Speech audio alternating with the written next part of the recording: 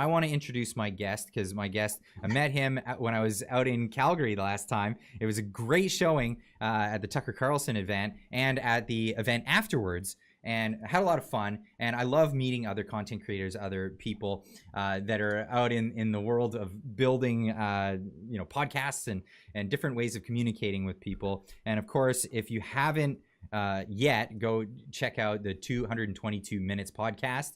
Go give him a follow over on Twitter. And without further ado, tonight is Twos. Welcome to the show, my man. Hey, thanks for having me. Absolutely. I'm really zoomed in quite far. This is not quite what I was expecting, because I had a much larger box in the waiting room. This is fun. Oh, okay. Yeah, fair enough. We got to share the screen, my man. So just pushing over a little bit. I get it. I would be a tiny little pixel in the corner, I guess, if we shared the screen and it showed the entire apparatus. So how you doing, man? I'm doing great. And I'm glad to finally have you on the show. Because thank you for having me. Absolutely, and it was great to meet you in person. It's not every day you get to, especially when you're a content creator and you meet all these people online. You just get a virtual knowledge of who anybody is.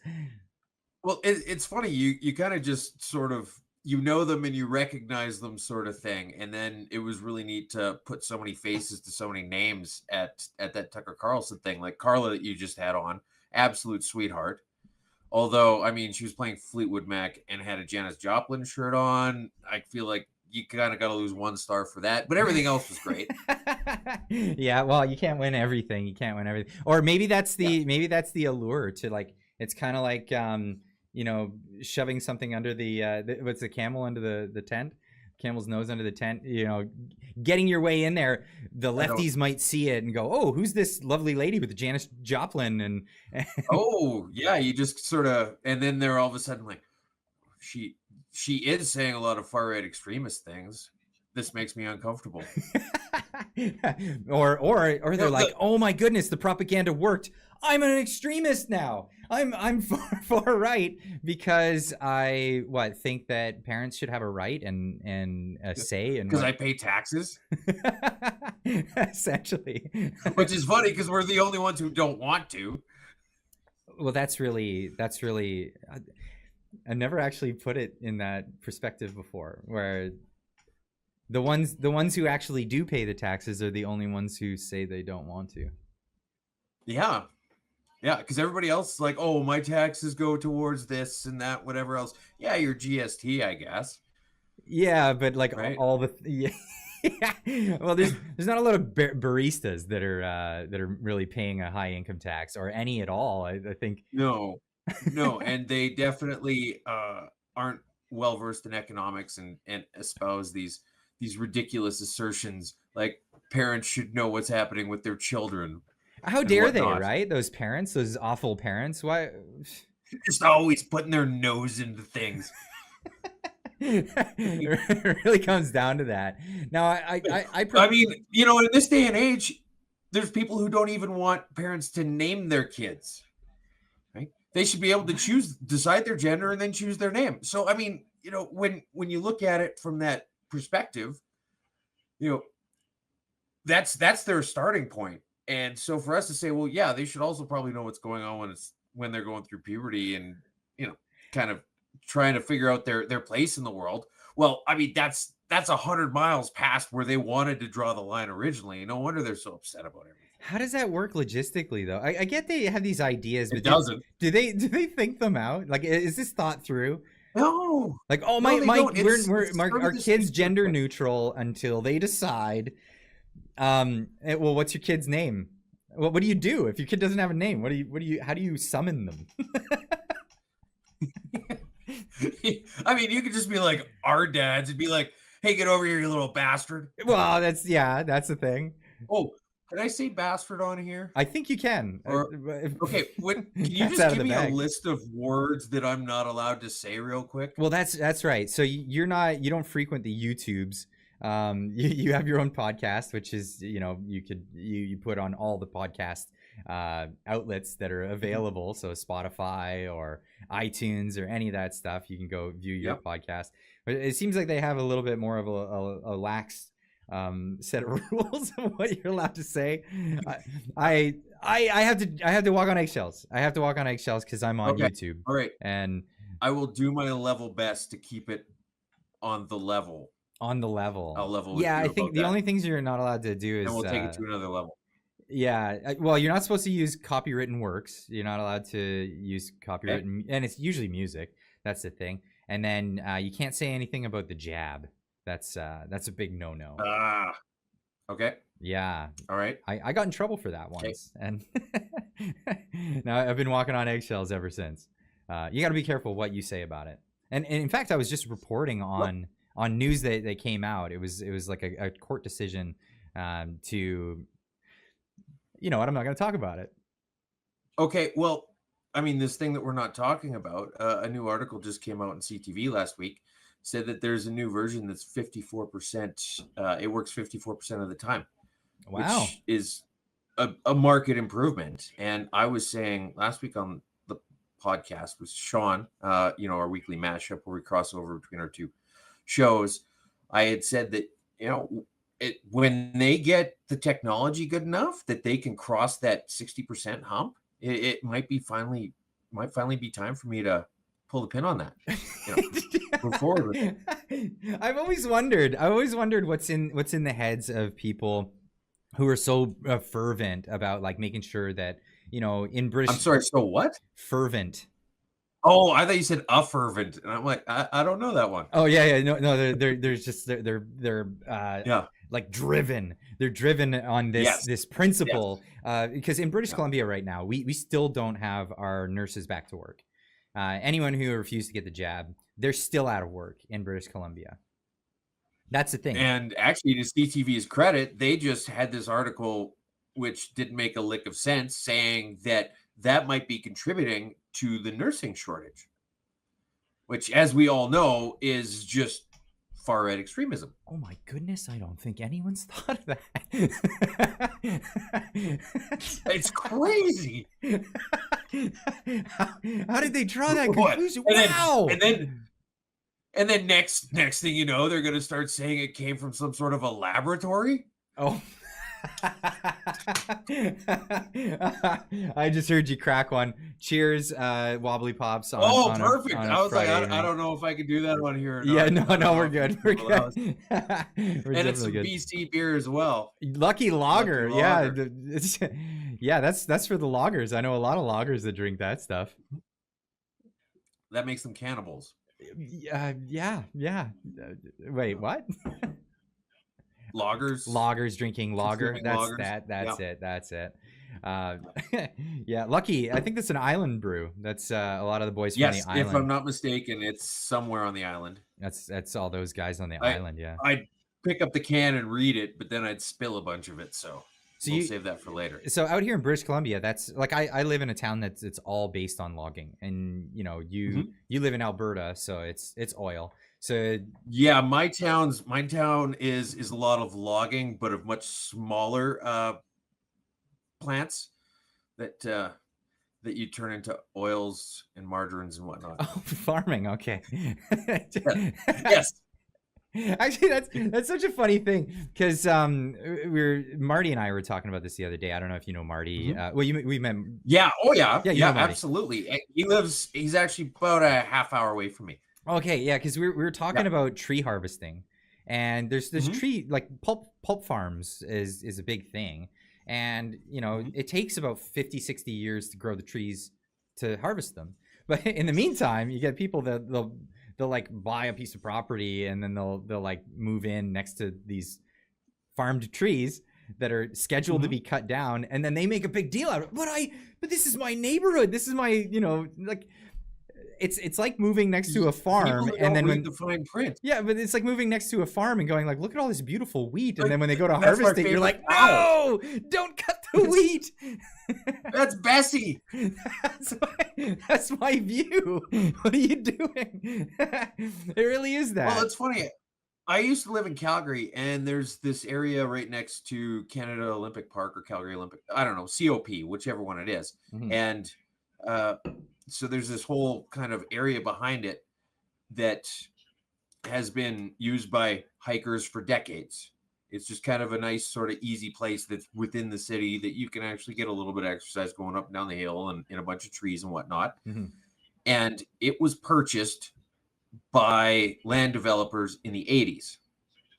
And as of about maybe 2 years ago, construction started on it, and now it's a whole bunch of apartments and strip malls kind of things and whatever else. And everybody was all upset about it because they're like, this is our place that we love to go hiking and take our dog for walks and whatnot. And now all of a sudden you guys sold it to developers? No, person, he said carefully. It was sold to developers 40 years ago. Like, if you had something to say about it, you should have said it then. And if anything, you should be thanking them for giving you 40 years of usage of this land that they owned. Yeah, that's actually, I hadn't even considered that. I'm just so sick of people, and you get this with like yuppies or whatever. Oh yeah, there's probably a few of them in your neck of the woods, eh? Yeah, a couple of them. I call them hypocrites because they're not quite hippies. Oh, I like that. But they're hypocrites. Yeah. But what they'll do is they'll move right next door because all the facilities will be there, right? They'll move right next door to some industry. It's like, oh my goodness, wow, this is great. There's roads and there's utilities, there's running water and all this fantastic stuff. I'm gonna plop my house right here. And then they wake up in the morning to the asphalt plant roaring, right? And they're like, that's gotta go. Like, no. Look, you gotta go. That's how everything that you enjoy got there. Yeah. Well, like even when people in Vancouver and Victoria and even, say places like, places on the island. Anyway, we'll go with that. Get upset. I forget the name of it too because of the commie boat. Yeah. Well, I was thinking of a specific town, and Nanaimo. They've got really good bars. And so anyway, people get upset that there's people in BC felling all these old growth trees. Yeah. Like, mofo, what do you think got chopped down on that lot that your house was built on? Yep. I absolutely. None of them ever seem to put it together. I love it because I live in a little town. It's a logging town. Like, it's actually a logging town. It's right on the ocean, right at the foothills of the mountains. And the reason why it's situated where it is there's this inlet that's, there's no oceanic waves. It's an inlet on the ocean. So it's a perfect place to cut down trees and stick them in the water because it's a great, you can get them out of here really easily. Now, the place has been logged over a ton of times. And you get these people moving into the area and they go walk in the forest near town and they're like, look at this majestic forest. It's so fantastic. Look at these old trees. It's like it's been like this forever. It would be shameful if anybody ever cut one of these down. You're like, lady, those trees are 30 years old. and you won't find anything older than 80 years in this whole region. It's all been logged over like 3 to 10 times. Successive crops. Yeah, it's a renewable resource. But they end up, they're the ones that end up pushing the logging further and further out. It becomes more and more dangerous. And then you get trucks tipping over and spilling fuel and oil and all this stuff. And they're like, it's an environmental disaster. Well, you shouldn't have kicked them out of town. They're doing it safely right here. They were in the nice flat area before. It was easy. Yeah, and it was just right into the water. Simple logistics. Yeah. It's unbelievable. I got a super chat from I'm Not Your Buddy Guy for $5. He says, if you can't talk about something, take us on over to a site that starts with R and ends with umble. Just a thought. It's helped Viva Fry. Well, maybe some people like Rumble. That's reallyhumble.com, I think is what he means. Reallyhumble.com. I'm gonna open that now. Yeah. I'm gonna buy that domain. Just dude, every domain is taken at this point. I remember I used to work for this international company, and somebody in Mexico always used to send out notices whenever their office was going to be closed for holidays. And Mexicans love to celebrate. And so it was like every goddamn week. It was this email from this lady letting us know that the base and division that none of us ever talked to or know anything about, other than just roughly what country it is going to be closed on Thursday for L blah blah blah to blah blah blah.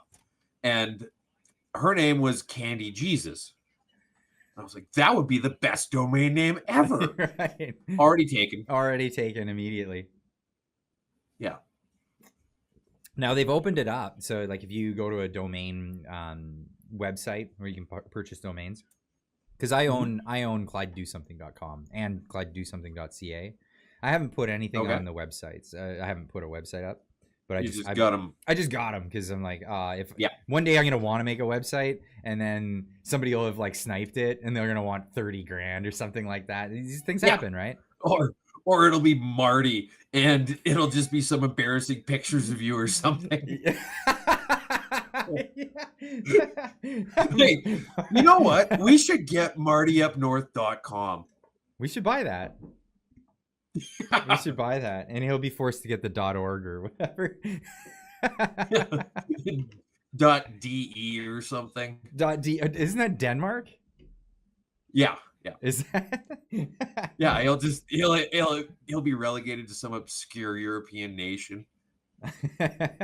I think some of them. I think if you get a .org, you have to be an organization, like some sort of organization. Define organization. That's a great question, actually.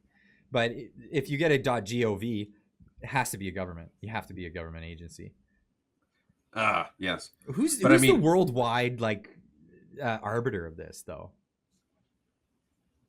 So I don't think there's a specific arbiter. It's just if something hasn't been taken, you can do it, and then you typically do it through something like GoDaddy. No, but like, who polices? Could I get ClydeDoSomething.gov? Okay. I see. I think I'm not allowed to do that. I'm guessing it's just kind of a courtesy thing. Is it? Like they just won't sell it to anyone who's I'm guessing. I don't know if there's anything illegal about having .gov.com or .gov.ca. I got to try that. I just think that they probably wouldn't let you do it. Yeah, because like who polices that though? It's the World Wide Web. Is it like? Although you know what, it would totally open up your opportunities for funding and whatnot.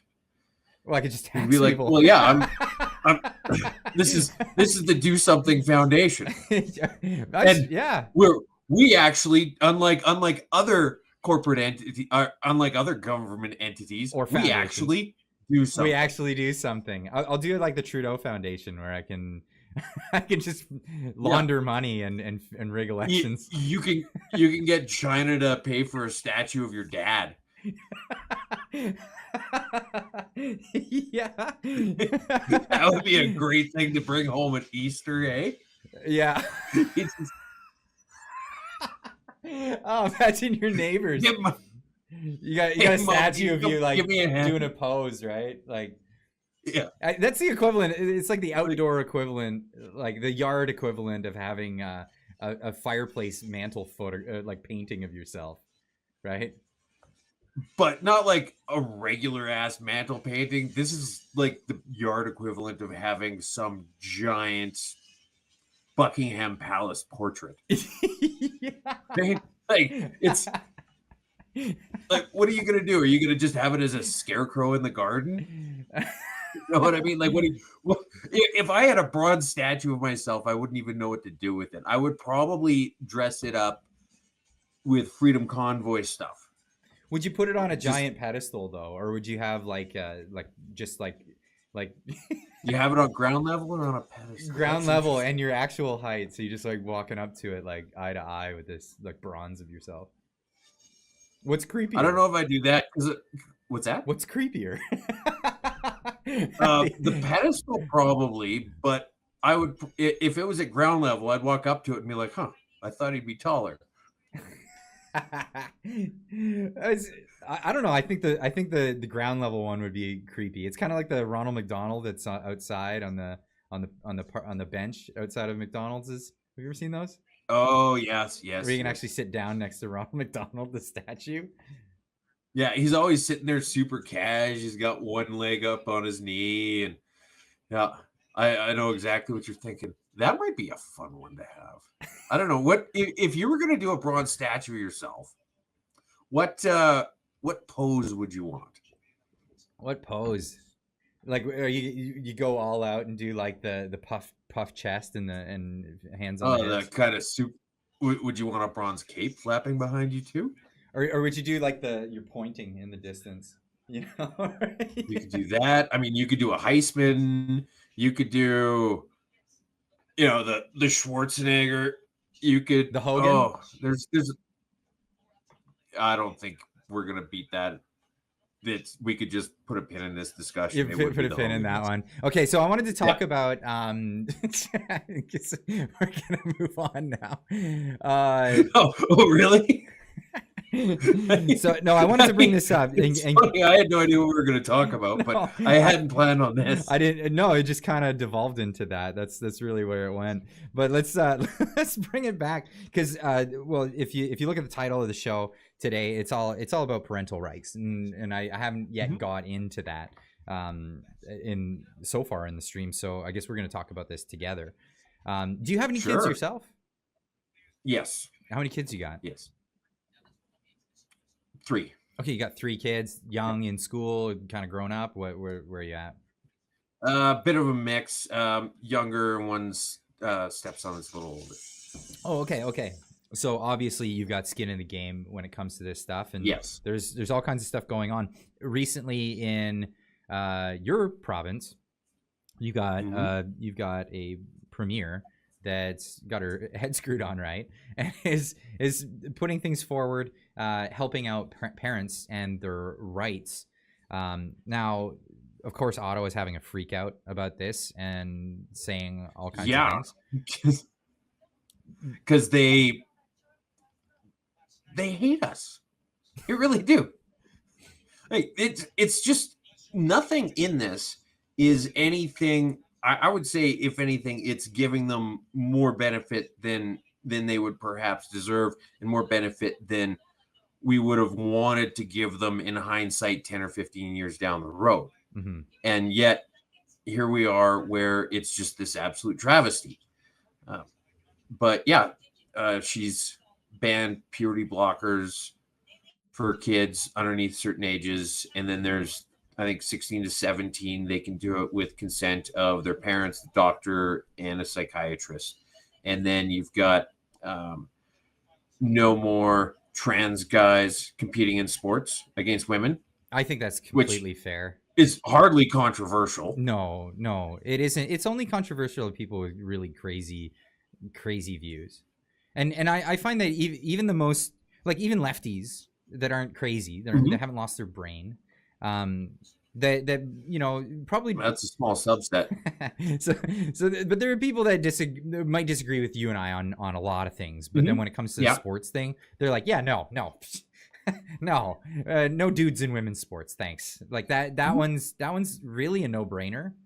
And I'm not even I'm not a sports guy. Like, I don't follow sports. No? Not really. I mean, I do like MMA and stuff like that. So I'll watch fighting. I'm not super focused on it. That's a perfect example.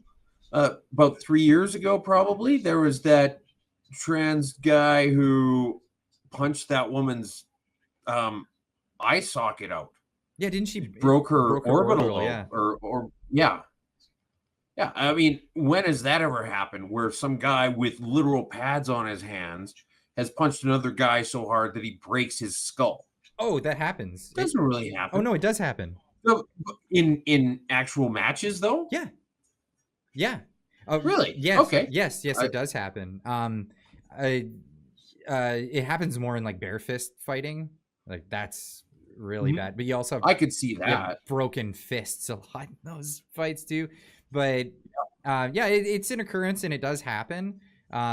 It's more rare, but what it really is there in that case is the disparity. I mean, women don't have the bone density that men have. It's just No, it's not a no. They don't have the muscle mass. Generally, they're not as tall. I mean, in a very early episode of my podcast, I talked about this time that I accidentally signed up for a woman's skills camp for basketball. And I didn't know until I got there. Why? So what did you think you were signing up for? But the thing about it, well, I don't know if it was just not mentioned or I missed the part where it was for women's basketball. And I'm not even a basketball person. I was just bored that weekend and it was there and it was free. And I'm like, okay, yeah, I'll go do that. And so I show up, and the problem was that I got there quite early, because if I'd have got there late, I'd have been like, oh, I'm the only dude here, and then just quietly turned around and left. But I showed up, and I'm already shooting hoops, getting warmed up, and then as everybody else starts filling in, I realize I'm like, oh shit. It's like when you walk into a bathroom and you're wondering where the urinals are, and it takes you a second, right? Yeah. And so yes. and so anyway, this was it was being ran by some women who were playing for the U of S Huskies basketball team. Okay. And like I said, even though it wasn't even really my sport, I realized throughout the course of this day that if I'd have, applied myself for a few months or something like that, I could have got to a point where I could have had a spot on their team. Even though it wasn't even my sport, and I'm not terribly tall by any means, right? But, when you're looking at just there's so many advantages that guys have Yes. over girls in a lot of sports. The top 52 or 53 chess players in the world are all men. And so transgender men are not allowed to compete. Because that's weird. Luck, obviously. Yeah. Just put a smudge on my glasses.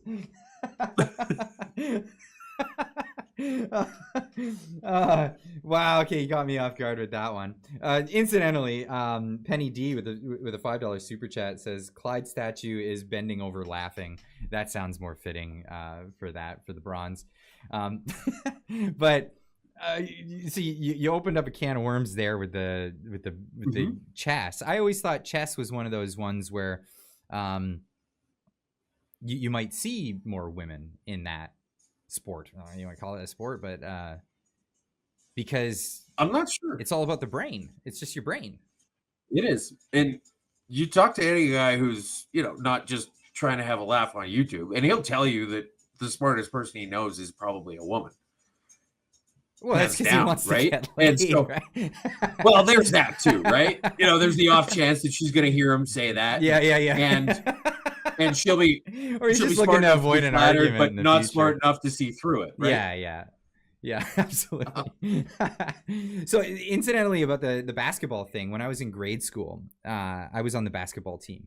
Yeah, this guy on a basketball team, and no joke, we were the worst in the city. We were the very worst. We went to our tournaments and we came dead last. We sucked.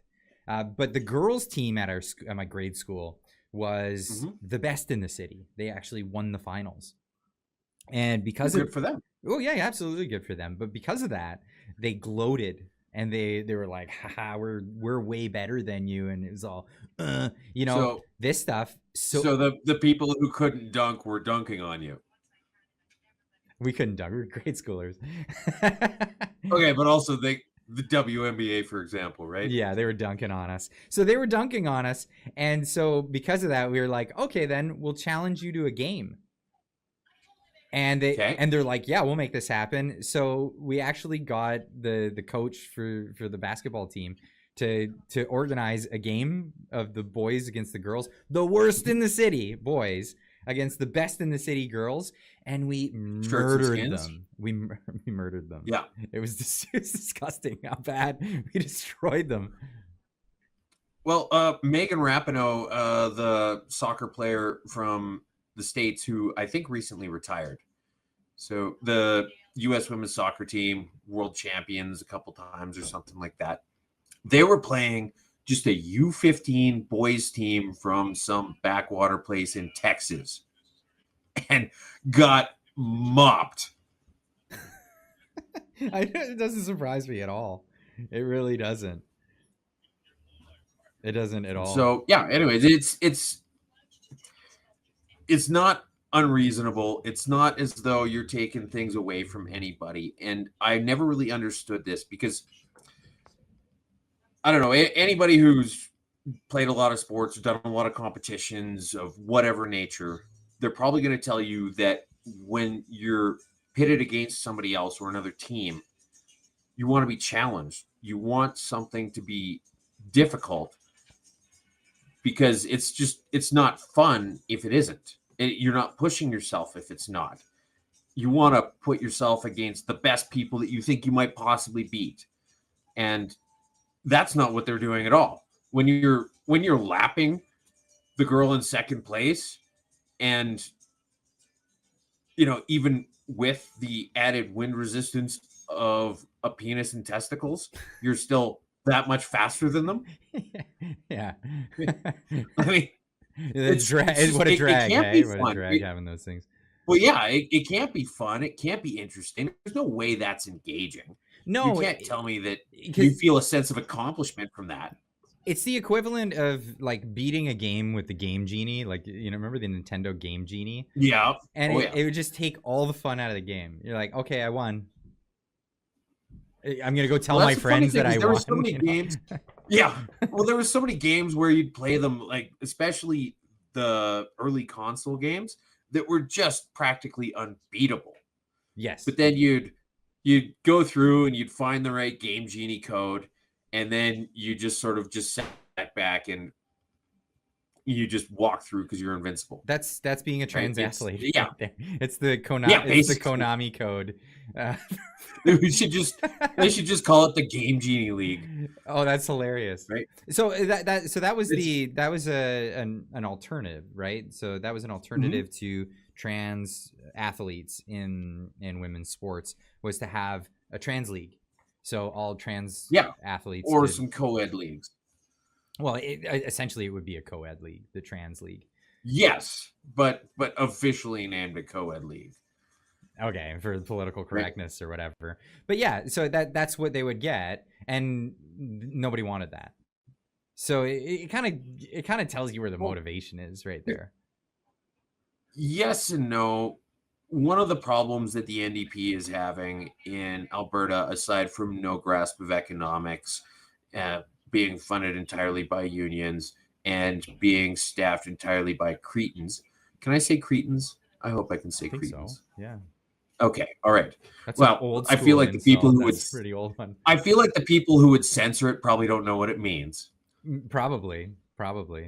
So anyway, aside from that, they've also got this next. Like, I'm just thinking, like old insults. Just scallywag. Yeah.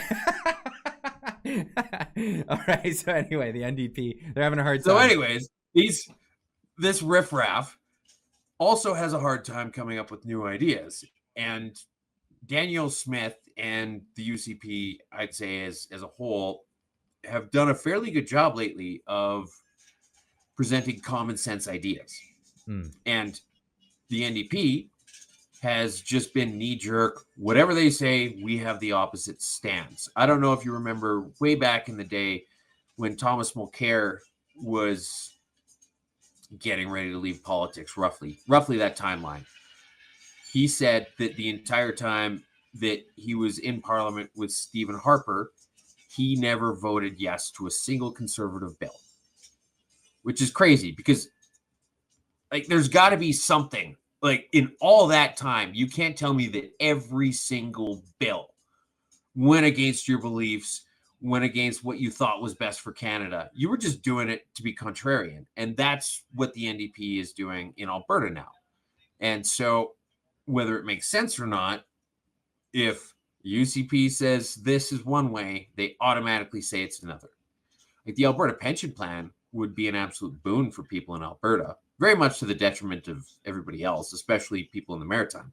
But they can't admit that because that would be giving the UCP credit that they don't want to.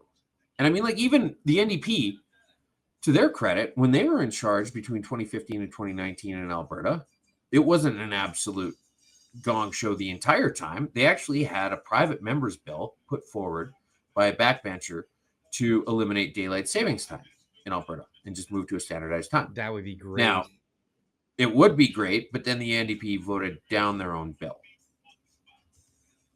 They put forth the bill, and then they voted it down when they realized that it was a good idea and that people would like it, and it would make things simpler and easier. They're like, oh, we can't have any of that. What Sorry, the guys. heck? So it's just politics. Seriously. I hate that. I really can't stand that. If your only thing is to be political and divisive, I can't stand that. I really can't. I don't know. I'm a solutions oriented kind of person, so it's a exercise in just time wasting. It absolutely was. And to be absolutely fair, I'm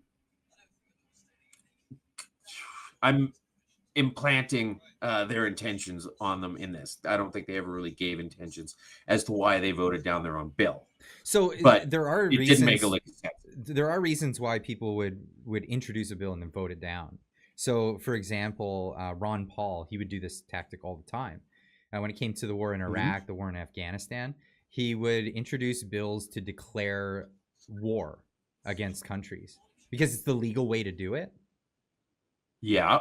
So, as they're trying and when it gets voted down, then he says, you guys didn't vote for war against this country, so quit being a bunch of jerks.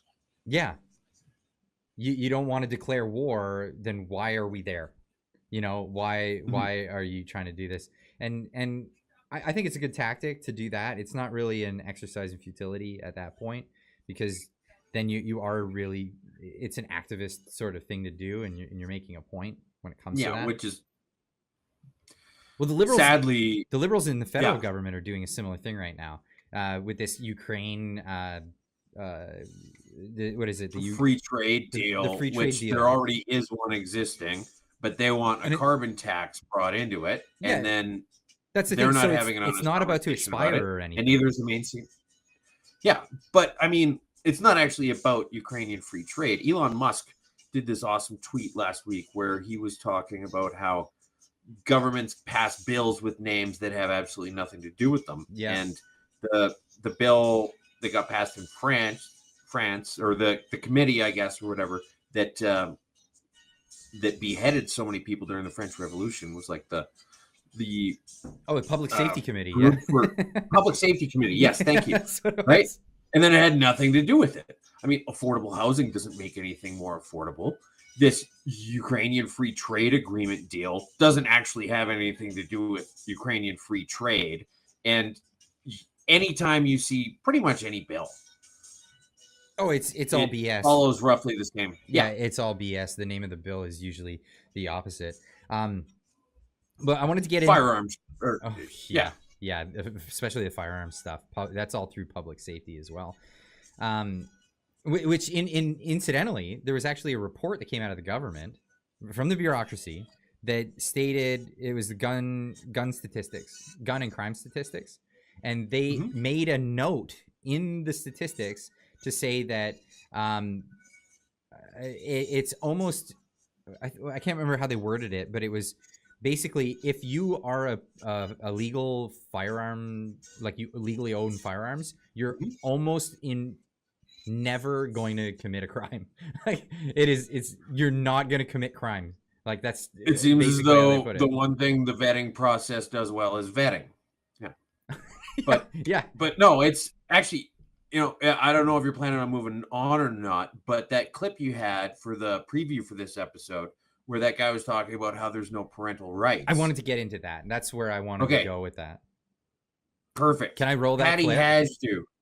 Yes, please. Yeah. Okay. Let's roll this. On your own show. Yes. Just do whatever I tell you. Yeah. Right. Yeah. So this is the clip. I'm not sure exactly who this guy is. He's some NDP.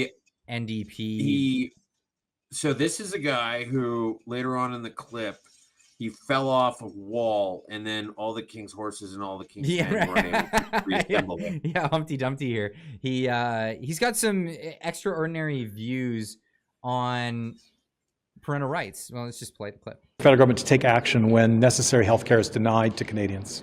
Do you view this as a parental rights issue at all? Well, I'd like to say, first of all, there's no such thing as parental rights. In Canada, there are parental responsibilities. And in Canadian family law, the primary responsibility of parents is to support and affirm their kids. Children have rights in Canada, and these kind of policies restrict the rights that children have in Canada. So then is this taking away rights from children? So there's a lot said there. First off, he says that parents don't have rights. Parents don't have rights in Canada. They have, which is, and that's, yeah, they have responsibilities. So that's, I just saw this maybe 20 minutes before I came on here. Patty Hajdu, who is a member of parliament in the Liberal Party, Thunder Bay Superior North, so Ontario. Oh, why did I think he was NDP? That wonderful bastion. Oh, he was NDP, but Patty Hajdu, this person I'm about to mention, she just put out this tweet. It's a great day for First Nations, Inuit, and Métis kids and families across Canada. The inherent right of Indigenous families to care for their children is finally being recognized, a right that should have never been taken away in the first place. So they clearly disagree with this Liberal or this NDP presumably. Guy. Presumably. So there's a lot to unpack here, though. So they say that he says that parents don't have rights. If you're in Quebec, that might be more true than not true. During the COVID pandemic, some ruling removed the supremacy of the parent in Quebec. So essentially, the government they can step in between, and they have the supremacy over the parent. In that parental parent-guardian relationship. Doesn't surprise me one bit. I remember that because that was something that Viva Fry was really concerned about on his show. And of course, because he's from Quebec, right? And yeah. And that's kind of the canary in the coal mine. I can't call that place what I usually do. What do you call it? You'll have to tune into the podcast. Okay. We'll make sure everyone's got the link for that.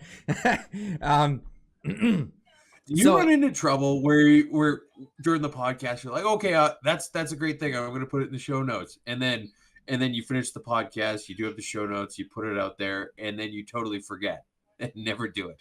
I'm the worst for that. Oh, I always put the links to all the things that I And this is something that I wish more YouTubers would do, especially when you're covering news stories. You show a story and you're only covering a part of an article or whatever. Put the link in the description. And you put the entire. Okay, all right. See, that gets difficult for something like the mashup, for example, because you're limited in how many characters you can put in the preview for a podcast.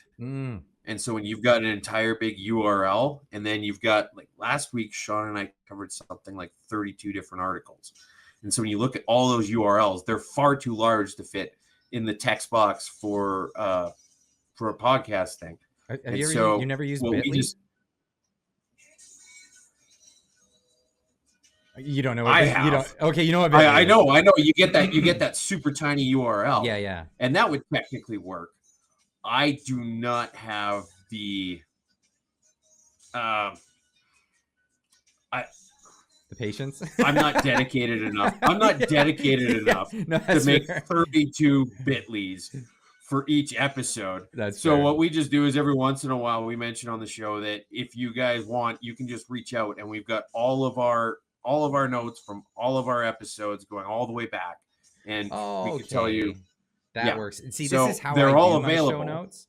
This is how, because my episodes are typically like 10 minutes long, between 8 and 15 minutes, and then I'm just rifling through tabs when I like Google Chrome tabs, right? Yep. When I'm doing my show, and then when I record it, I hit upload, and then I just copy and paste all the links into the description, and there's never like that many, so that's how I am able to do it, and then. I do it also for my own records, because then later if I'm like, oh, what was that story I covered, and I had that, I can go back to my own video and get the link, which is that is good. It's a good resource. So yeah, I'm always a fan of putting the links in the description for everybody, make sure that everybody can go check out the stuff. But yeah, getting back to this guy, so he says parents don't have a right, or they don't have rights, they have responsibilities, and they have a responsibility to affirm their children. Now, this is new language. This is a whole new concept that even a lot of people listening to this guy don't understand what this means. And affirming, it really goes towards this thing called affirmation care. And it's in the psychological. Even your dog doesn't like affirmation care. Thinks that's an awful way of conducting yourself as a psychologist. But so, and this is it. There's argument over this, and of course they want to mask it and masquerade around saying that there's a consensus in the psychological camp when there isn't. In fact, anyone who speaks out against affirmation care, they go after their license as a practitioner. Yep. And it's crazy. Can you think of any high profile cases where that's happened recently? Just the name. Kermit the Frog sounding guy from Canada. Yeah. Yeah. Yes. Jordan Peterson. Of course, yeah. Jordan Peterson. He's been railing on affirmation care. And this is part of what they're going after. But that's another perfect example of the name being nothing like what it actually is. Oh, exactly. Yeah, affirmation. Like, well, it kind of is, but it sounds pleasant. Like, it sounds pleasant. Yeah. You're affirming things. It's an affirmative action or whatever. Like, it sounds nice. It's a marketing scheme. What is affirmation? You're affirming your kid's delusion.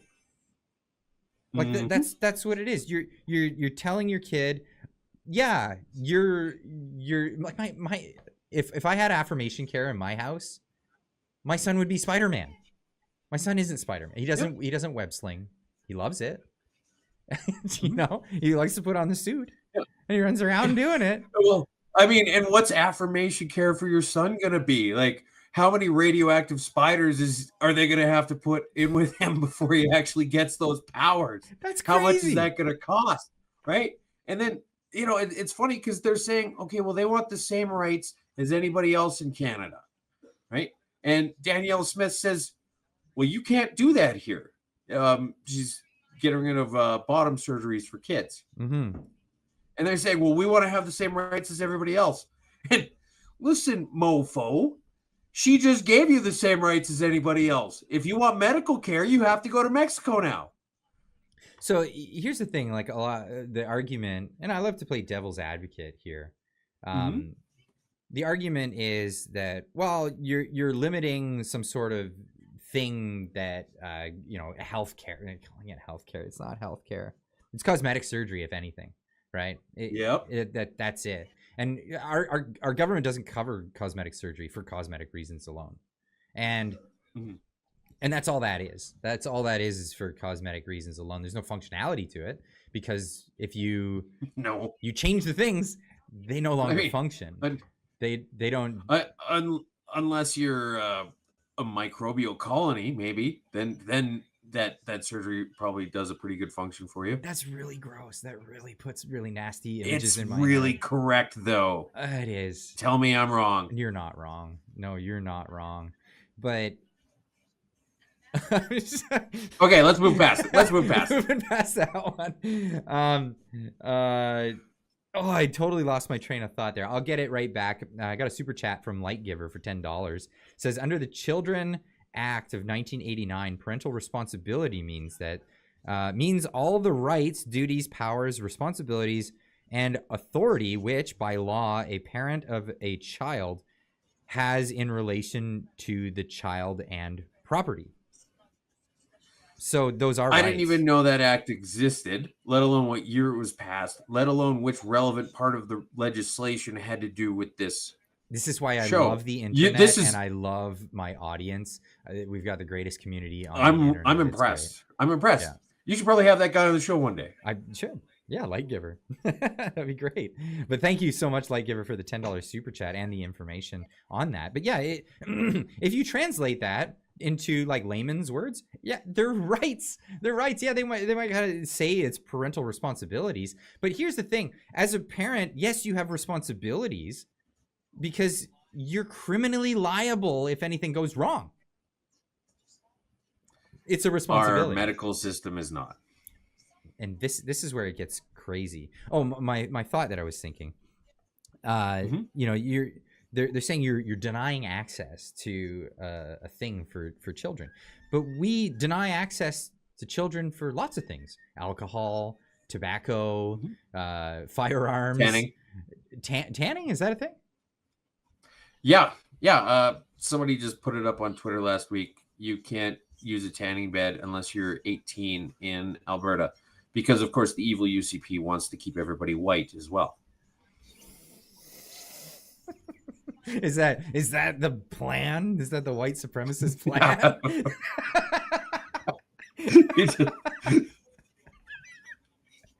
Everyone's gonna have next to no melatonin or melanin or whichever one it is. Melatonin. Oh wow. Yeah. Nobody wears shorts either. Yeah. Oh man, that's funny. That's the white supremacist plot. But you can't use a tanning bed until you're of age, because it's until you're old enough to realize the ramifications of it. Right. I understand I understand it. There's so many things like that.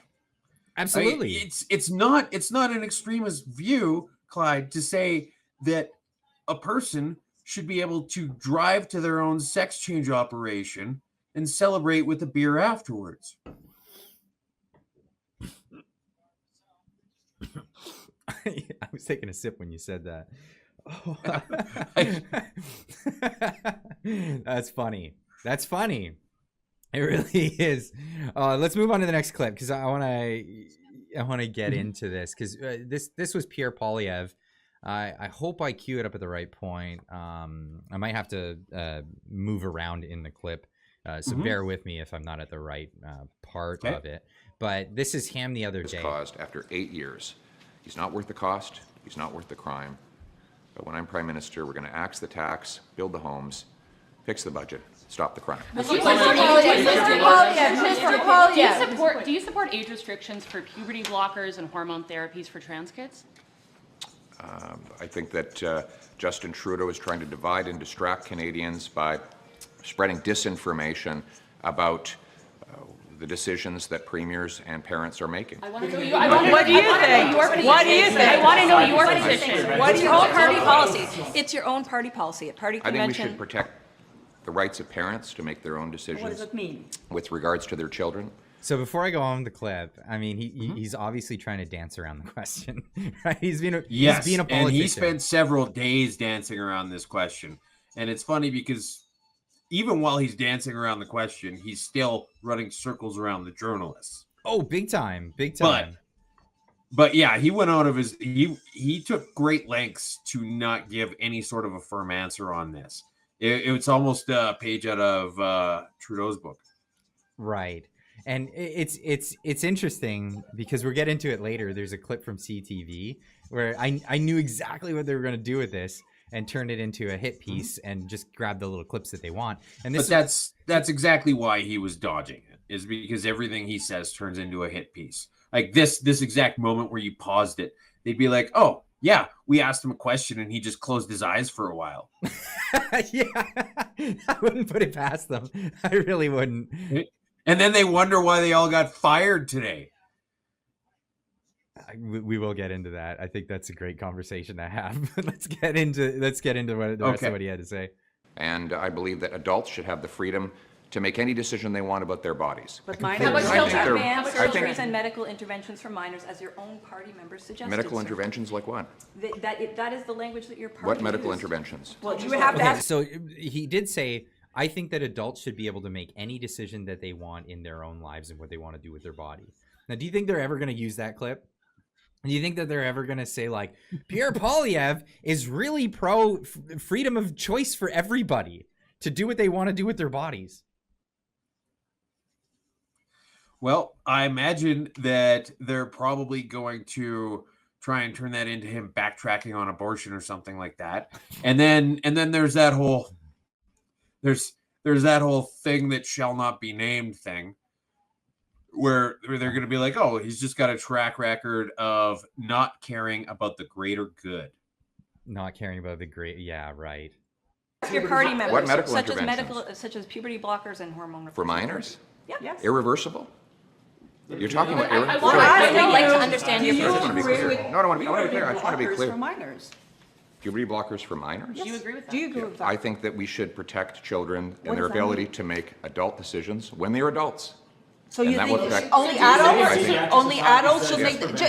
You said yes. Just to be clear, you said yes. Only adults should take puberty blockers. I think we should protect children, let them make adult decisions when they become adults. So that So means you do you support age so that means restrictions? you are against puberty blockers for kids under the age of 18. Is that Yes. unclear? Okay. You just What answered about- that can I ask like you about, 4 times. They wanted a By the clearer clip. That's the whole thing. They want the clearer clip. I want him to say that, and we want him to say it out loud. And he actually comes out and he says it out loud. Wait, for I us. just want to make another comment on this. Justin Trudeau is again puffing out his chest, trying to divide Canadians and attack parents who are trying to protect their kids. He will, in the end, back down on this, just like he had to back down on his firearms policy, just like he had to back down on bringing in medical assistance in dying for people suffering from mental illness, just like he's backing Technically, down again he and didn't again. back down on He will that back for down any on this. reason other than a lack of willing doctors. Right. So, yeah, he didn't back down because he changed his mind. He backed down because the entire psychiatric community of Canada said, Nah. chill the fuck out. Yeah, we're not gonna do that. We're not gonna do that. Well, we have the clip of Trudeau on the same morning, and him. I have to zoom forward to his point. Or he says it right away, I think, but he does it in French first. Pharmacare legislation, how is that Trans going? kids are 5 times more likely in this country to attempt suicide. What Mr. Poilievre and Ms. Smith are proposing is to take away the rights of parents and their kids to make the right choices for them with their doctors. We don't think government should be doing that. Our government will always stand up for the most vulnerable, including our trans youth.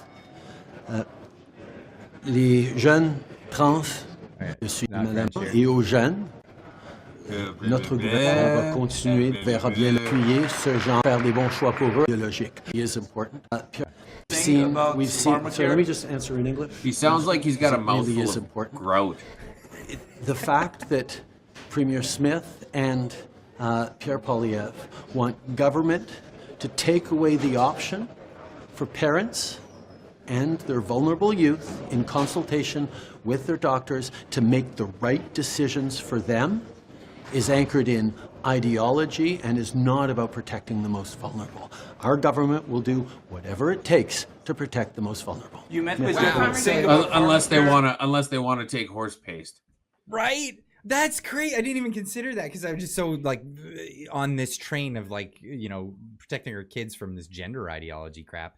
But yeah, like what happened to people making their own choices in medical decisions on what they're going to do with that? Here's the thing is you can read a lot into politicians or people in general when their stance on the same thing changes depending on whether their guy is saying it or not. Wow. Right? Whether their guy is doing it or not. Right? You had Bev Oda resigning, I don't know, about 10 years ago over that $16 orange juice. And then you had the Trudeau appointed Governor General Canada on that crazy $80-some thousand worth of in-flight catering trip to the Middle East. Beef Wellington. Where my they man. I didn't even know what Beef Wellington was until that story came out. And there was something like $230 worth of orange juice on there, and they redacted the amount for national security. They're like, well, how much orange juice? Because, I mean, to be fair, if it was, say, a few thousand gallons of orange juice, that might be a good price. Yeah, you got like Right? you're feeding the whole military. You got Maybe need you're some just, OJ. It's just it's our generation's Agent Orange, and so you just carpet bomb it on less fortunate people as the plane flies over top, right? But they redacted the amount of orange juice on this flight from the Freedom of Information requests because of national security, which is utterly absurd. That is really absurd, and that's obviously you can tell what the motive is right there. Yeah, they want to hide motive is from that? scrutiny Because because of the historical reference to OJ of orange yeah, juice. and that's that. Holy crap! I got a $2 super chat from Choosy Heretics. Choose Car Nation Revolution Now, saying answer is blowing in my name. Okay, well it's all in the name, my friend. Okay, that's a thing. Okay, and then here's the thing with this whole Trudeau thing. You're talking about medical intervention that's not necessary. And again, we're back to square one. We did this all the way through the pandemic. Medical intervention that people don't think is necessary, and the rights of people to make those decisions on their own instead of having to resort to authority figures in this dictating what they can and can't do. Personally, I don't know about you, Clyde, but I am very glad that Trudeau has finally come around to our side on this, and that he is, opened his mind up enough to realize that this is the right way forward, and that giving people the choice of what they want to do with their bodies is the right thing to do. And I don't think we could be demonetized for that or anything like that, because that's just straight from his mouth. No, but with the same mental gymnastics, you can say that he's on the opposite side. It's absolutely insane, right?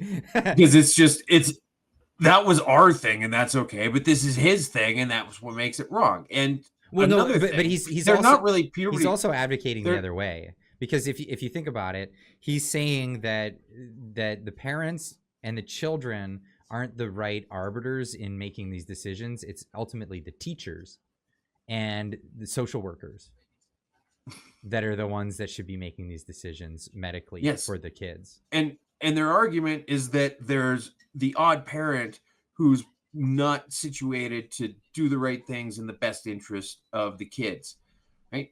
When have you ever heard of a government that maybe once or twice ever in history has been not doing the right things for the citizens? All of them, all the time, forever. Every single one. Yeah. No. And they're like, so you can't really win this moral argument. And the other thing about puberty blockers, I wanted to make this point, is that technically it is a correct term, but in the same sense that cyanide is a puberty blocker. Well, yeah. If you take cyanide, you're not going to go through puberty, because it straight up sterilizes the kids. Yeah. Right? Yeah. A guillotine is a puberty blocker. Right? Like this is the most innocuous name you could possibly give to something as permanent as that. Well, I mean, an elastic band is a puberty blocker if you're a goat. I mean. Yep. That's the treatment. That's the way we do it, and they don't. That's what we did. Do you have goats? Not anymore, but we had them as a kid. I hate those bastards. Okay, that makes sense. But yeah, that's what you do. You just tie a little rubber band around it, and then they never become man goats. And that's the thing. That's the thing. And they behave more docile. Perhaps the Billies never become Williams. Maybe that's what they want. They want more docile people in our society. But Will Kowalchuk with a $5 super chat says, "I'm sorry, but the government is there to run the country, not Canadians." And I absolutely agree with that.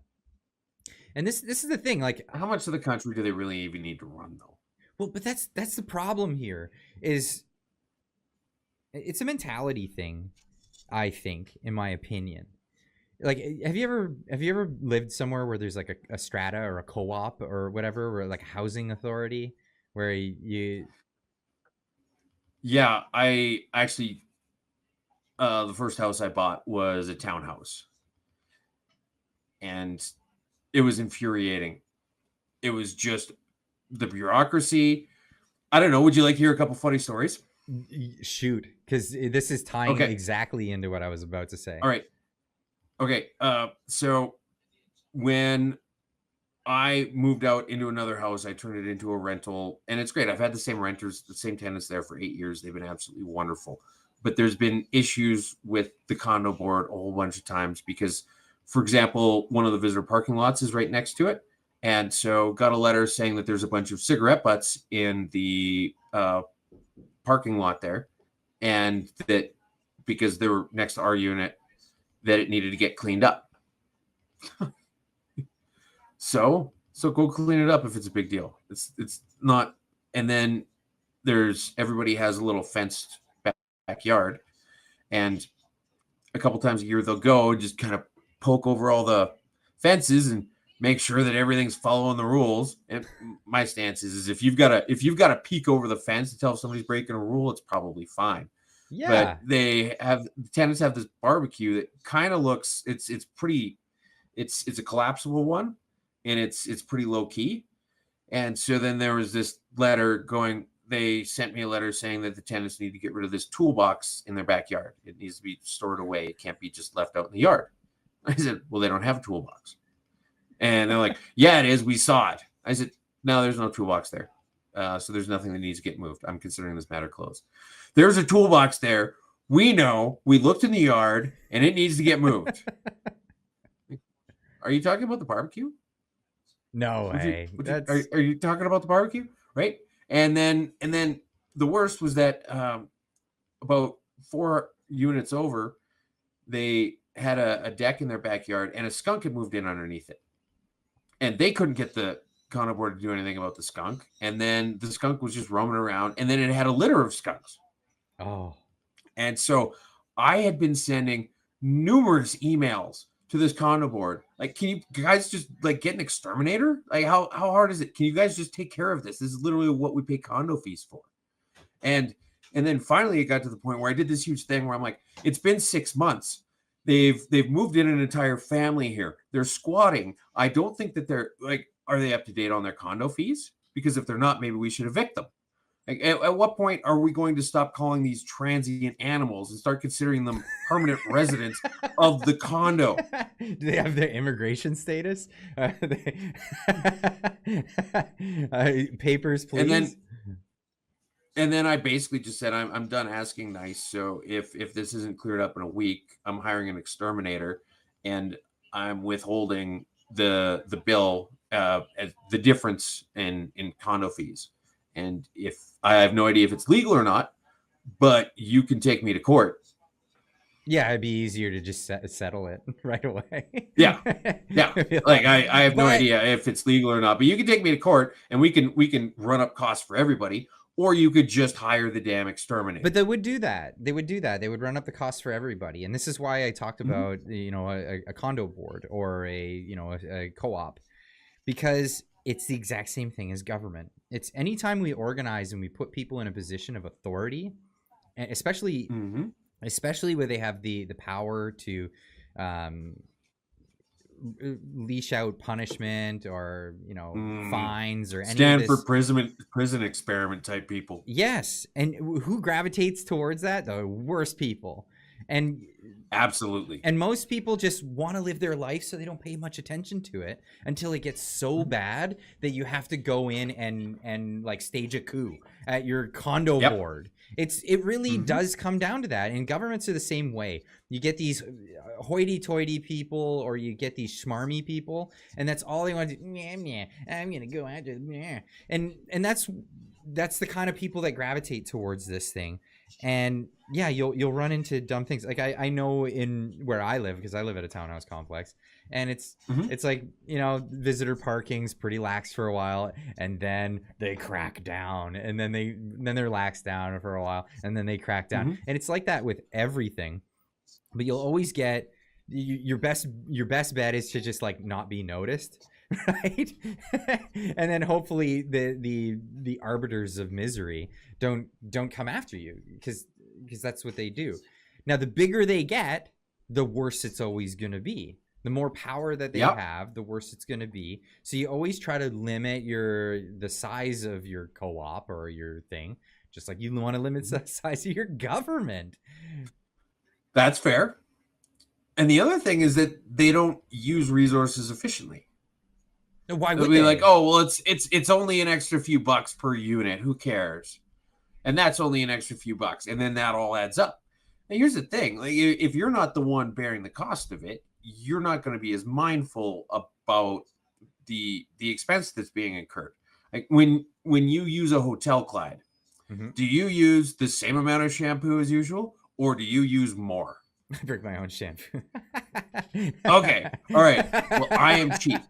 I can't stand hotel shampoo. It's the worst. It's the worst. You smell like that, and you smell it for the rest of the day, and you're just like, I can't wait to get back home and shower with normal stuff. Well, we don't all have manicured beards, but for those of us who don't here in this conversation, I'll take that dig. I'll take that. All right, I deserve it. I'll take that shampoo, and I'll open up the cap, and it's just like it's just the Dairy Queen ice cream cone in my hand, kind of thing, right? Because who cares? I'm gonna have the cleanest hair ever. It's gonna be great.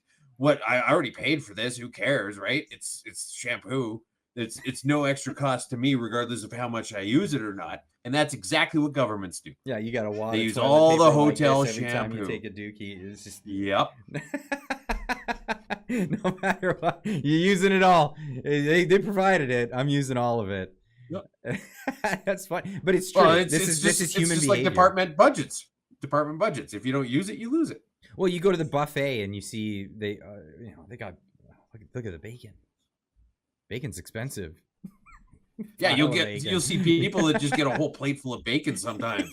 Because, right? It really is that. And I mean, I worked in property management when I was younger. I was a handyman doing property management. And yep. I watched it like just waste. Like absolute waste. They would call up a handyman just to like, oh, there's a screw hanging there. Like, just get a driver. Yeah. No, I'm gonna call a handyman. I'm gonna contract it out. Bill an hour for the handyman to come out and boop boop, take a screw out of the wall. Screw's hanging. I just gotta turn it in a little bit. Oh, okay. And then on top of that, embezzlement. Like the chances of embezzlement are so high in these, and I'm not making any specific allegations for anybody who's watching this that knows me from those days, but the chances are very high that I don't know, maybe your boyfriend has a cleaning company, and now we do a special cleaning operation every time we do a unit, or or the condo board's president's son happens to get hired on by the yard maintenance people. Yeah, all of this stuff. And then that, yep. Just as a completely hypothetical example that totally fucking happened. Of course. I'm sure we all have specific times, but this just it becomes the rule, right? I can't remember who said look it. At what's happening with the ArriveCan app right now. I was getting into that. So oh, sorry, you were leading up to it. I was leading up. I'm diving in. I'm going cannonball. So, but that's it. So I can't remember who coined this, but power corrupts, and absolute power corrupts absolutely. Corrupts absolutely. And when we have a government that are just, they're the same douchebags that are in your co-op, all the same douchebags, but they're just on a grander scale, and then they come out and they're the ones that are running these things like ArriveCan, which was a $54 million thing, and it's turning out it's like more like $80 million, and oh, I hadn't heard that part of it yet. Yeah, but Marty was just telling me this the other day, and I think 70. Did you ever come out and visit him? Well, I was there when I met you. Well, no, okay, yeah. Right. There was that one specific time, but I mean, you guys do, like, is it a regular weekly thing, or is it just a weekly often? thing? Yeah, every Thursday morning it gets published. It's every Wednesday evening that we record it. So, but I mean, how many times have you come out to this neck of the woods? So I met him in person twice, and last time I stayed at his place when I was there. Mm-hmm. So he's got a lovely house, and yes, absolutely. Yeah, he's definitely got room. yeah, and really hospitable, great family, and put me up for a couple of nights, and then it was great because he gave me a lift to and from the airport. So yeah, fantastic. I've got nothing but great things to say about him and his family. Mm-hmm. But he has invited me to go for a hunting trip next early fall. Ooh, or mid fall. He goes moose hunting every fall. Yep. So I got the official invite to that. So I'm really actually looking forward to that trip. It's going to be something else. I'm not a hunter myself. No, but I'd like to get into it. You should be at least a bit of a fisherman, though, eh? Being on the coast. I've fished my whole life, but I grew up in Ontario fishing. All right. Fishing out here is a little different. What is a muskie? A muskie? It's a fish. Yeah, but we don't have them out here. But people in Ontario talk about muskies when they go to the not the cabin. What do you guys call it? The cottage. You're going to the cottage. You're like, oh yeah, I was out at the cottage and I caught some muskie. Yeah, muskie or pike. That's like that's the thing. Oh, it's just a jackfish. I don't know. I don't know. A pike, is that what you're referring to as a jackfish? No, muskie and pike are different fish. Okay. Yeah, but those are like the common fish that you'll catch in that area of Ontario. Mm-hmm. It's more northern Ontario. People are usually talking about Muskoka or like the like Barrie area, that sort of thing, or even further up. But people are saying in the chat, big teeth. Muskies grow up to 40 inches. They're big. They're big fish.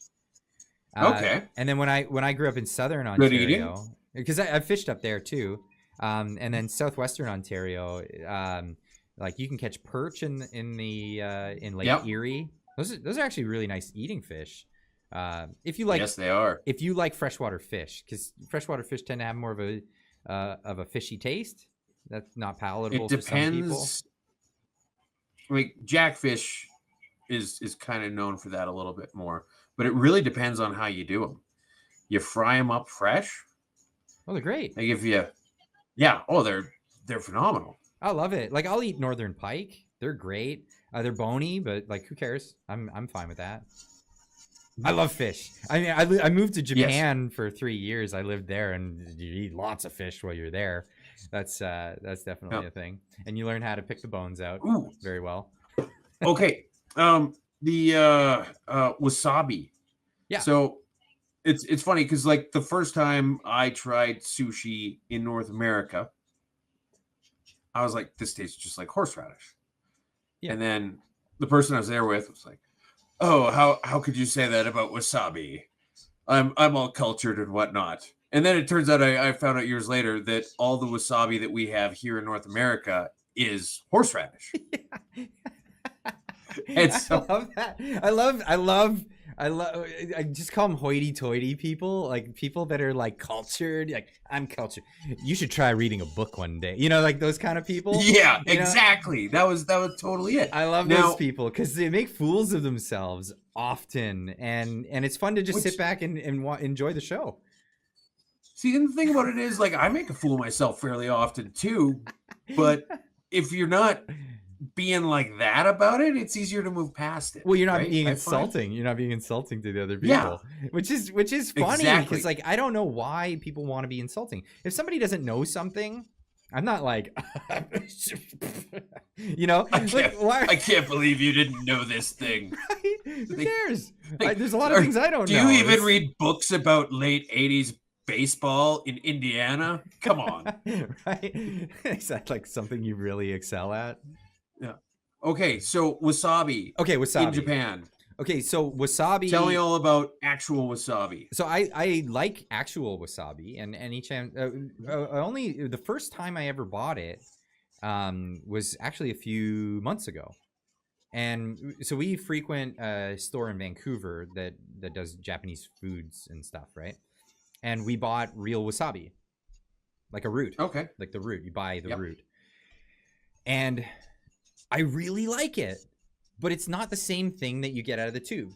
Like when you get the tube or you get the stuff at the restaurant, often the stuff at the restaurant, because I worked at a Japanese restaurant and I saw how it's all done. It comes as a powder and they add water to it and then they knead it and then it becomes the wasabi stuff that you end up eating.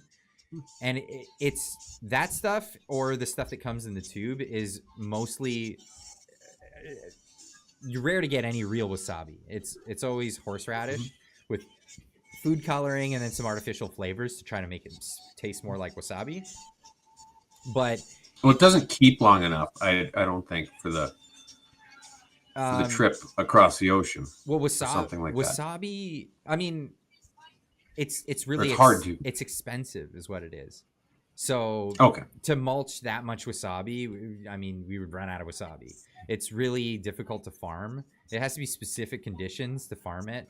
It has to be like really clear water, but it can't be like frigid like water like we have in British Columbia that's coming off a glacier. It's got to be like in a moderate temperature, and then all the conditions have to be right for the stuff to grow. And so there's several farms that actually do it, and this stuff's really expensive. So a great alternative is to make it out of horseradish, and a lot of people enjoy it. But the stuff that you get is spicier. Like the horseradish stuff is way spicier than real wasabi. Okay. Like real wasabi is really mild, actually. And if you like the kick from wasabi, when you eat the real root that you grind in a little thing, it you end up having to have a lot more of it, and it's really tasty. It's really tasty. But I'm not snobby about it at all. Like there's no reason to be snobby about it. There's a sushi restaurant in town here that it depends on what you order. They'll serve you real wasabi or not. Okay. So if you order the expensive sashimi platter, you'll get real ground up wasabi. They serve that with it. But if you're getting the rolls, you're just gonna get the whatever standard wasabi. It's funny how that works, but it's quality of service. It is a thing. How did we get on wasabi? Did you ever try the pufferfish? Oh, because you mentioned Japan, and then I quite like horseradish, and so anytime something even vaguely related to horseradish comes up in a conversation. Well, if you like horseradish, you'll absolutely love karashi. Karashi is a Japanese mustard, and it's very horseradishy. And so I eat it with steak all the time. I like mixing it with soy sauce. Like I'll get some, and you got to get Japanese soy sauce, like Kikkoman or something like that. If you get Chinese soy sauces, they taste totally different. It's a different flavor. So Japanese soy sauce with karashi. It comes in a tube just like wasabi, but it's yellow. Are you drinking Asahi right now?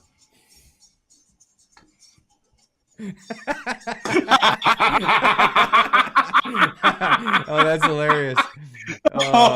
What a guess. What a guess. What a guess. That's amazing. Nice. Yeah, I just like it. I got used to drinking it when I was living in Japan, and it's a good beer. It really is. It really is. And you can get far larger cans of it, which are nice. Yes. I put them in my Yeti cup holder. I know Yeti coolers and stuff. A lot of people rave about them. I think coolers can be overrated. But these things, I've had podcasts where I was talking for 2 hours and didn't even take a sip of my beer. Finished the podcast ice cold. Nice. Yeah, so I recommend. I should be getting a sponsor deal. What am I doing? Recommending this. Yeah. Well, yeah. Isn't it funny how you just kind of randomly end up talking about things you like or products you enjoy, or like, oh yeah, actually, you know what, this guy's doing this thing or whatever else. I really should get him to pay me to say that. Yeah, sometimes it's always after the fact that you forget to mention that. But before we run out of time, speaking of products that suck, let's talk about Justin Trudeau and his. He had a freak out.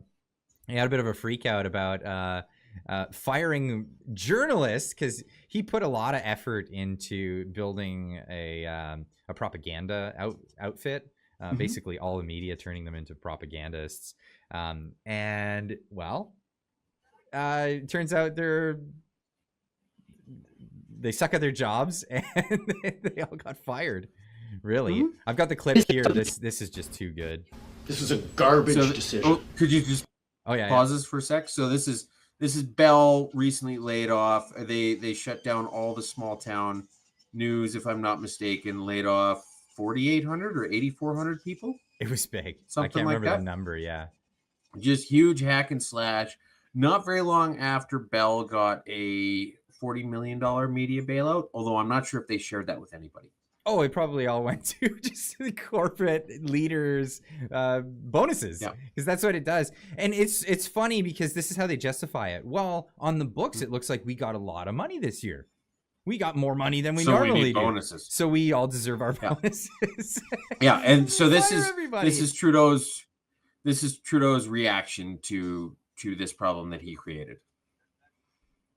This is a garbage decision by a corporation that should know He's a guy who would know. We've seen over the past years journalistic outlets, radio stations, small community newspapers bought up by corporate entities who then lay off journalists, change the offering, the quality of Hi, offering everybody. to Welcome people. to the Clyde And then when News people Something Show. don't watch I'm your as host, much or Stuart engage as Clyde much, the Minutes. corporate entity For says, Tuesday. oh, see, they're not profitable doing great anymore. tonight? We're going to sell them off. I ran off for another This one. is the erosion, not just of journalism, of quality local journalism, at a time where people need it more than ever, given misinformation and disinformation, but it's eroding our very democracy. It's eroding Our abilities democracy, to tell he says. stories to each other of how people's lives are, stories that reflect our own communities and not, central offices in our biggest cities, is part of what binds this country together from coast to coast to coast. I'm tired of hearing that expression, coast to coast to coast. How many people are I'm evading? tired of seeing that guy's idiot face. and also Justin Trudeau. And Justin Trudeau. You're talking about the Premier of Doug Ontario, Ford back Doug there. Ford. Look at the grimace on his face. Wow, he's upset Well, I mean, too. I don't know what the hell happened, but at some point he did. I think like Trudeau just took him into some back office and said, "Look, Bucko, here's the way it's going to go going forward, and here is some incriminating pictures of you and a giant sandwich. And unless you do everything I say, the world's going to see these pictures." And then he came out, and everything that Justin has wanted ever since has been given to him by Doug Ford. Wow. But that's a side note. But yes, so Well, I have it's, this. it's crazy. I have this. This is great. Oh yes. This is Vesper on Twitter. He put this video together. I'm furious.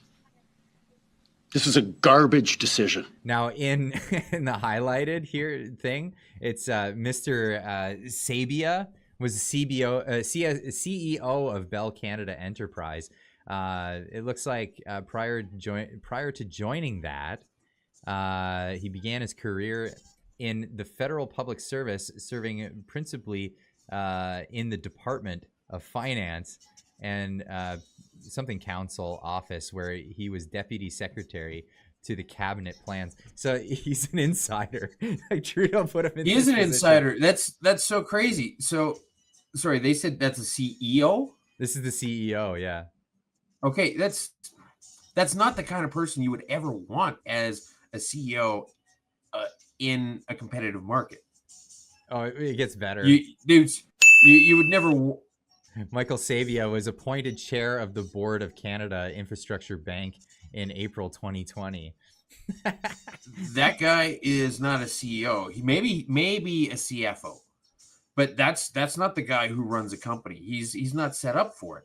That's a guy that you set up to run a company that exists at the behest of a bunch of bureaucrats. He was at the behest of Justin Trudeau. Yeah. Well, yeah. I mean, and then it's crazy. Like Trudeau says, "I'm mad as hell that all of these media people are getting laid off after we gave their company shit tons of money." Has he ever heard of the Canadian Broadcasting Corporation?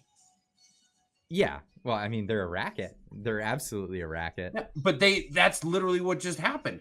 And then Catherine Tate, so the Canadian Taxpayers Federation Freedom for Information requests, brought out all this information about the bonuses. And so she was testifying in front of Parliament last week about all these bonuses that they've gotten over the past several years, and how she was dodging questions about whether these bonuses are going to continue, even though they're laying off something like 10% of their workforce, which is more than Bell's 9% that just got laid off, to be clear. Right. And she was dodging those questions. Right? This is another corporation that Justin Trudeau has decided to give way more money to than just the paltry $40 million to Bell, and they're laying off tons of people. He gave them more money. They're laying off more people. and the bonuses are getting a lot more publicity, but he won't touch it because it's CBC. Everything's a failure that this guy puts together. Like everything, even when it comes to his propaganda outfit that he wanted to build, you know, by buying all the. Well, I mean, that's how it all fell apart. Well, this is part of how it all is fell apart. because Yeah. you know he basically just incentivized them to be his propaganda rags, and then they stopped doing their actual jobs, and then eventually, you know, it worked in the short term. But eventually the chickens came home to roost, and nobody's interested in looking at media that isn't going to be telling the whole story, isn't going to be honest with them about anything. And then because of that, their viewership is down. CBC, their website's traffic's down 12% year over year. Just as an example, I saw that today. And all of these places are losing relevancy. And all of the people, the old guard in that dying legacy media, they're saying, oh, well, we can't make a go of it in this industry. We can't make a go of it in this industry. Meanwhile, guys like you are doing this how many shows a week? I actually just, I haven't worked out the finer points of it yet, but starting in April, I'm starting to take time off work to focus on putting out more content. How do we get you to YouTube? You got to get me to care enough, I guess. It's like, I'd rather just make the stuff and then just be done with it, right? So technically, there is, I bet you if I looked it up. So we made a YouTube channel for the live stream we did of the Alberta election. And then we recently, we use this thing called StreamYard, and it's, okay, perfect. So we use this thing called StreamYard, and they recently added functionality to live stream to YouTube as well. It's one of the things they added. Yeah. And so the last several mashups. So we've got 2023 election coverage on the Tuesday, and then we've got 1, 2, 3, and then our last 8 episodes, the last 8 episodes I've done with Sean are on here. And we haven't talked about it. We haven't done anything with it at all. We just hit a button in StreamYard and linked it to it. But yeah, there's 9 videos up there. You got to give me the link. You got to give me the link so I can share it for everybody, so everybody can get on. You're much better off. You're much better off going anywhere else. But it's I don't know. I want to build your YouTube channel up. I want to see you podcasting on YouTube, and then I'll come on as a guest. All right, I think I just sent it to you on the chat window here. Okay, I got it. But no, we can actually I would love to have you on my 222 cents. Absolutely. And we could throw it on YouTube, sure, but yeah, like nobody's watched you on YouTube yet, and we can make nobody that happen. Sure, but it's funny because I don't really do well when there's words I can't say. Yeah. Like I get I'm not gonna be dropping N-bombs or anything. No, of course not. But just worrying about what you can and can't say on there. And so YouTube has never been a focus for me at all because I don't want to have to worry about it. It's kind of fun actually to play the word game. Because and come up with clever ways, like what we were talking about before with that thing we weren't talking about. Yeah. So anytime we talk about World War II bad guys, I always call them the funny mustache. Clankety Clank clan. You just come up with if you're in Canadian Parliament, World War II bad guys means something vastly different than what we consider World War II bad guys. Yeah, right. They consider us the World War II bad guys, our grandpas. Right. Well, did you see Vladimir Putin totally brought that up in that interview with Tucker Carlson last night? It's an international embarrassment. Like no one is ever gonna forget that. No one ever is gonna forget that the Prime Minister of Canada, and I know he threw Anthony Rota under the bus, and Anthony Rota for whatever reason accepted that fate and fell on his Because sword. he's gonna get some kind of a cushy appointment in 6 months is what's gonna happen. Why, man? Why? It's so crazy. But yeah, anyway, he fell on his sword and Trudeau got out of it, but not for very long. It just broke that it was totally him. He totally invited this Mr. Funny Mustache supporter. Yeah. And so now, by the Liberals' own logic, the person who did this should resign. By his own logic, now by Trudeau's own logic. Now that we found out who it actually was, that person should be resigning, correct? Yeah, he said it's for the sake of the dignity of the House that he do the right thing, right? That's let's not give the House more credit than it deserves right now, shall we? No, there's not a lot of dignity there. No, there isn't. Yeah, it's the passive aggressive chamber. It's what it is. It's definitely not answer period. Right. I have a hard time watching Question Period. I really do. Like I'll catch the highlights or I'll watch Question Period because I know something is about to happen. But just on the regular, I can't watch it because it's infuriating. Yeah, they're insufferable. Yeah, they are like insufferable. Trying to people. watch. Yeah, they're just not good at anything they do, and they're not good people. Like, you know how you can kind of get vibes from people where you're like, you know what, I would love to sit down and have a beer with that guy, or that's somebody that I would really enjoy, I don't know, just chilling with and having a conversation with. You look at those people and you're like, those are the kind of people who are going to steal my mail. Oh wait, they did last election. George Chahal. Straight Jacket in the chat says, Clyde, I watch Question Period like I watch kids play dodgeball. Yeah.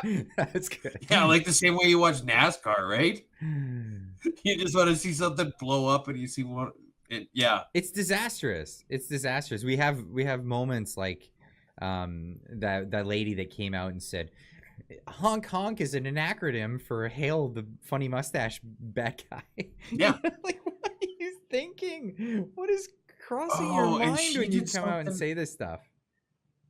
She did something really stupid a couple weeks ago that kind of tied in really well with that bad quote that honk honk is a thing. And I wish I could remember what it was. This is one of the things that angers me the absolute most about the Liberals, and I'm sure you can appreciate this, is that they do so many stupid things so often and so unrepentantly that it's hard to keep track of them.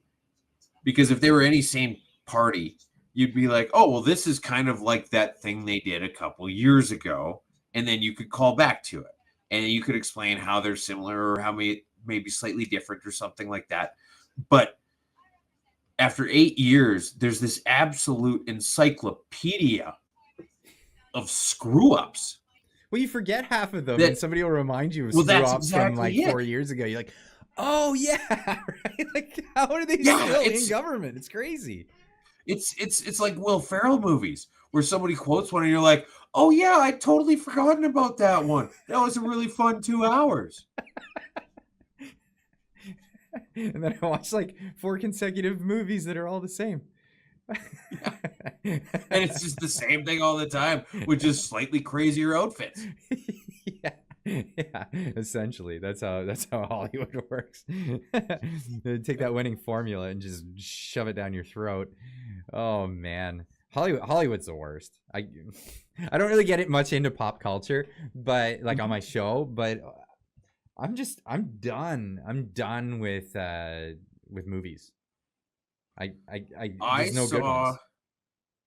I saw every single Marvel movie with the exception of the Edward Norton Hulk and Guardians of the Galaxy 2. But I did see Winter Soldier. I did see Winter Soldier 3 times in the theater. So it actually averaged out that I saw the equivalent of every single Marvel movie up to and including Endgame in the theater. I liked And the Edward Norton Hulk. There's like a I did too. I just didn't see it in the theater. oh I ended up okay. because it had a pretty short run, and I was working in bush in the middle of People nowhere. didn't like it for and some I kind of reason. missed it. I don't know what the deal was, and he didn't get invited back because I heard he was a dick. Yeah, He's yeah. hard to work with. It's weird because it's almost this catch-22 sometimes with guys in movies where the guys who are really difficult make really good movies, but you kind of want to murder them at the same time. And so, I mean, unless you're Alec Baldwin, you kind of tend to just go in a different direction. Yeah. Don't piss that guy off. Yeah.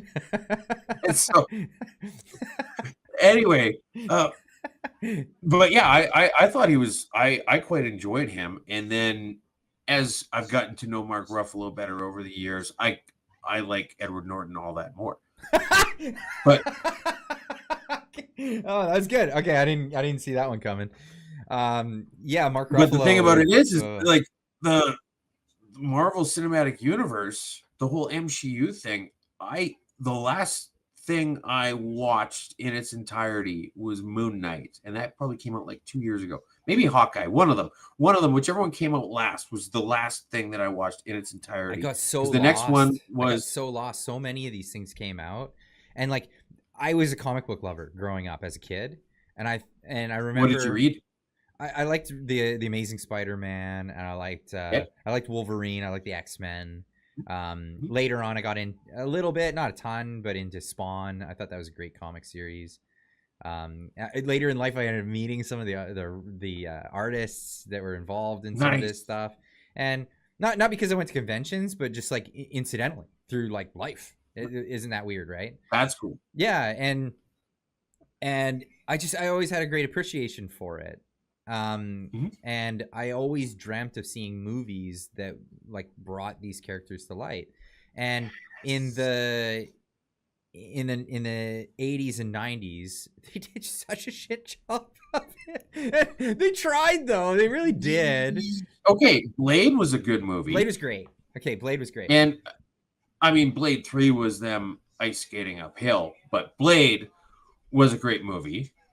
X-Men, which was 2000, so technically just after what you were talking about, but the first X-Men was 2000.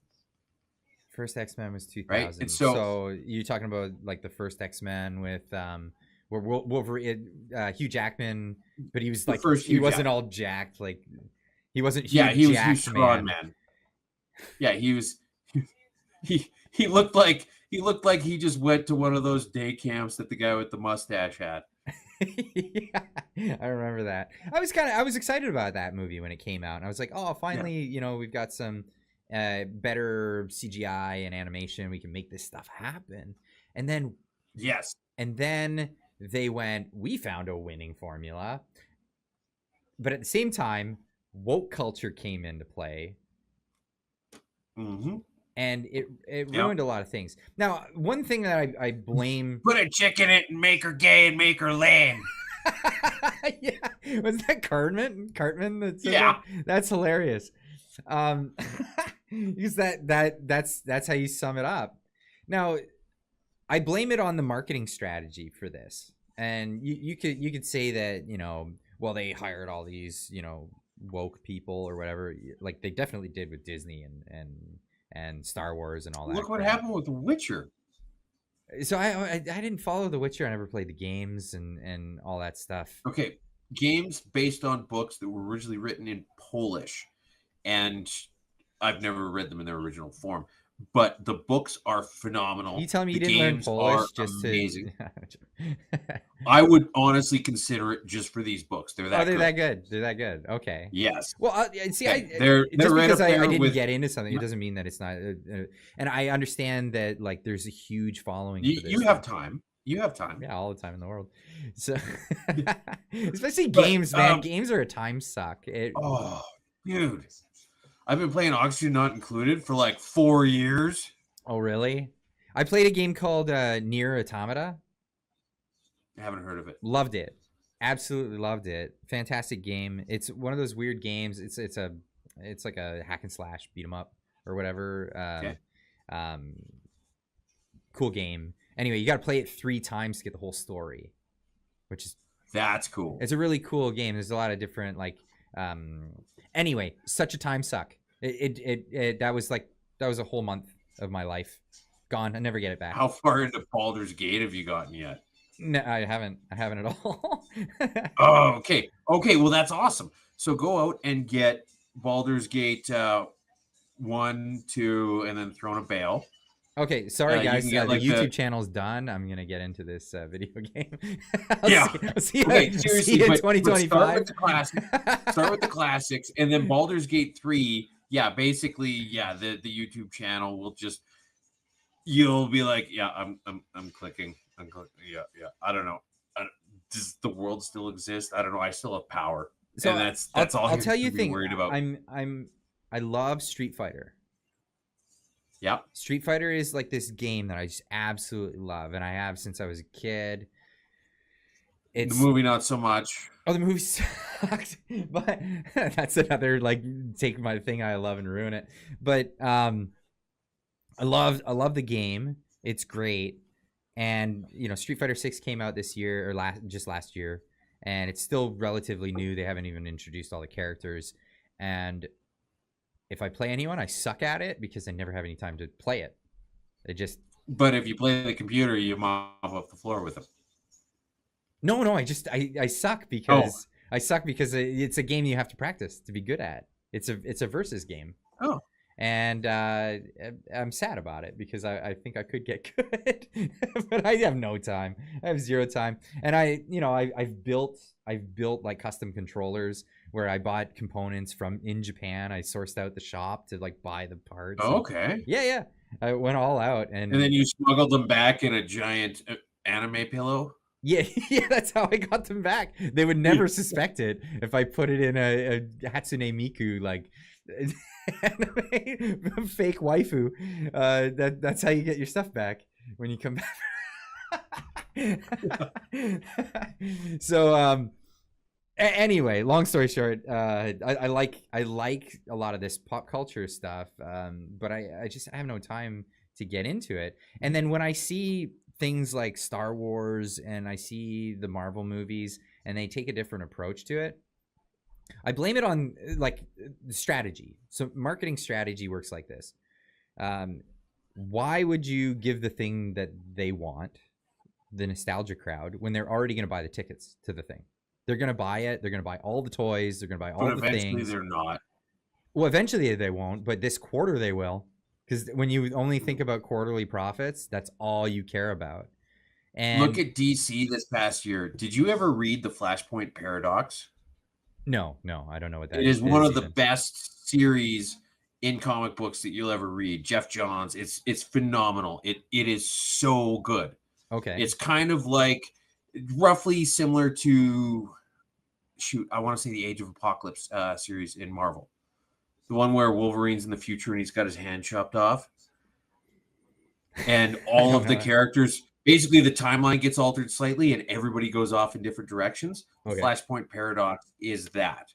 And without any spoilers, the huge crux of the climax is this giant reveal that and they cut it out and replaced it with a cheap gag with George Clooney. Really? Like a whole thing. They just made it a joke. Yeah. And they cut that whole thing out so that they could do a cheap gag with George Clooney. And it was just absolutely infuriating. Like you take like one of the best, you think back to your childhood and the comics you liked and whatever, X-Men, maybe you really like the Phalanx Covenant or something like that, right? One of those huge crossover events, and whichever one's your favorite. And then they just took enough of it to keep the name and then just wrecked the whole rest of it and was lazy about it and gross and then just spit in the face of everything you liked. That's what they did with the new Flash movie. And then why are people mad at us? Well, that's what I think they're doing with everything. Because, like I said, they have a formula. Why would we appease the people that are already going to buy the stuff? They're already going to buy it. What we want is to bring more new people to this. And so they ask the marketers, they say, hey, what's hot right now? What can we get? Like, what'll sell tickets? Oh, let's entice the young kids. What are they into? Oh, they're into like totally woke stuff and gender fluidness, and you gotta bring in a woman and make her gay. Yeah, and then we're gonna need something where someone gets superpowers from eating a radioactive Tide Pod. Right? Yeah, I'd love to see that character. But I mean, that's you do see a lot of that stuff, but they don't really have the love for the source material or anything like that. And that's what happened with Witcher. So Henry Cavill was a huge fan of the games, and then he found out about the books, and then he was like, I want to make this show. And he pushed for it, and then he finally got his own show. And then they did such a crap job of writing it and making it nothing at all like that thing that he loved, that he walked away from his magnum opus. Pardon me. Magnum opus. Is that how it's pronounced? I can't. Magnum opus. Yeah, I just kind of. I'm trying to. I found it. So I'm just looking for this tweet because this came out. Elon Musk tweeted this out just the other day. Disney sucks. True. Disney considers Io Debiri, whatever, as replacement for Johnny Depp in Pirates 6. Like, what? And of course, what are they going for? They're going for the reaction of anybody who doesn't like it. You're racist and sexist. It's like, no, we like Johnny Depp. Why can't you just invite him back? Like, you'll guaranteed $50 million sales at the box office. You just bring Johnny Depp. No, what happened is that somebody in Disney was watching the Amber Heard trials, and they're like, that looks like a lot of fun. She's shitting all over him. Maybe we should too. It's just like, why do you got to do this? It's so dumb. And my stance on this is, if you don't like something, don't stop buying their products. Straight up, stop buying their products. Yep. And stop promoting their stuff too. Like, I like James Rolfe. I don't know if you know who he is. He's well known on YouTube as the Angry Video Game Nerd. And okay, yes, yeah, I've seen a couple of his videos. Yeah, so he's done that, but he's also a film reviewer. He's actually quite savvy when it comes to filmmaking and all of that stuff. And he's a great critic when it comes to film. And his take on it was a bunch of years ago when they were making the Ghostbusters, the all-female Ghostbusters film. And people were asking him, oh, are you going to do a review on this? Because it was pretty hot at the time to like shit all over it. Right? And it's one of the most disliked YouTube videos of all time, the trailer for that. He had the best take on the whole thing. The very best take. Because like the clicks, people wanted the clicks, so they go watch the movie and then they do a breakdown of how shitty it was. What did he do? He made a video saying, I think that this is trash. I don't know because I haven't gone to see it, but I'll tell you one thing. I'm not going to see it because I'm not going to give them my money, because when I give them my money, it's a signal to do more of this. And I think if you don't want more of this, don't give them your money. And it was the best take ever, in my opinion. Nice. Because that's just, no, I'm cashing out. I'm not going to see your crappy movie. I know it's a thing that I love and it's the nostalgia and all of that stuff, but I'm straight not engaging with this. I'm done. I'm checking out. And I wish more people would do that. Like, boycotts actually work because they're counting on the nostalgia money. They're counting on that. Mm-hmm. And the reason, the member berries, like that. So like, exactly like I said before, they're gonna abandon you because you've already given them, they're expecting your money anyway. Why would they appease you? Why bother? So they're just gonna do all this woke crap with the properties that you love, and I think that's the best way around it. Well, it's not a perfect corollary, and I think you're absolutely right, to be clear. not a perfect corollary, but Sean and I decided, well, actually, we've got this fun dynamic where basically if one of us makes an executive decision, the other one automatically agrees with it. And it's been fun. It's worked every single time, and there hasn't been any disputes about it. There's been a couple times where you're like, okay, right? But just the answer is always yes. And I had made the executive decision, and we spring things on each other live. But I decided that we weren't going to talk about Rachel Gilmore on the show anymore, because people were like, well, why are you talking about this thing that she's doing or that thing that she's doing? Right. Because they're all stupid. They're all pointless. And if we all just quit talking about them, eventually she's going to have to go get a regular ass day job. And I'm not going to have to see this idiot diatribe on my Twitter feed. Yeah, I have a similar sentiment to you, but I did do a video about her about a week and a half ago. Okay. Because she got a new job working for... Yes, I saw that, sadly, because we still talk about her. Yeah. You brought her up, so this is all you. Incidentally, we have a super chat from Will Kowalchuk for $10. He says, Clyde, I would like to thank you, your guest. I love your channel. I watch you and Northern Perspective all the time. Love it. Love all in chat. Thank you so much. Chat, give a big thumbs up for all in chat. Wow, huge. That's awesome. Thank you so much. I really appreciate that. Thank you. Rachel Gilmore, because you brought it up. So she gets a job. So she gets a job. I don't like cancellation. I think if you're doing a bad job, you should lose that job. But I don't think she should never have a job. But the job she got, wow, is that fitting? I suppose. She's working for an extortion racket now. And I don't know how else to label this. Their job is to find advertisers that advertise on places like YouTube or other places in the digital space, and then go after them and say, it's really nice that brand you've built over these years.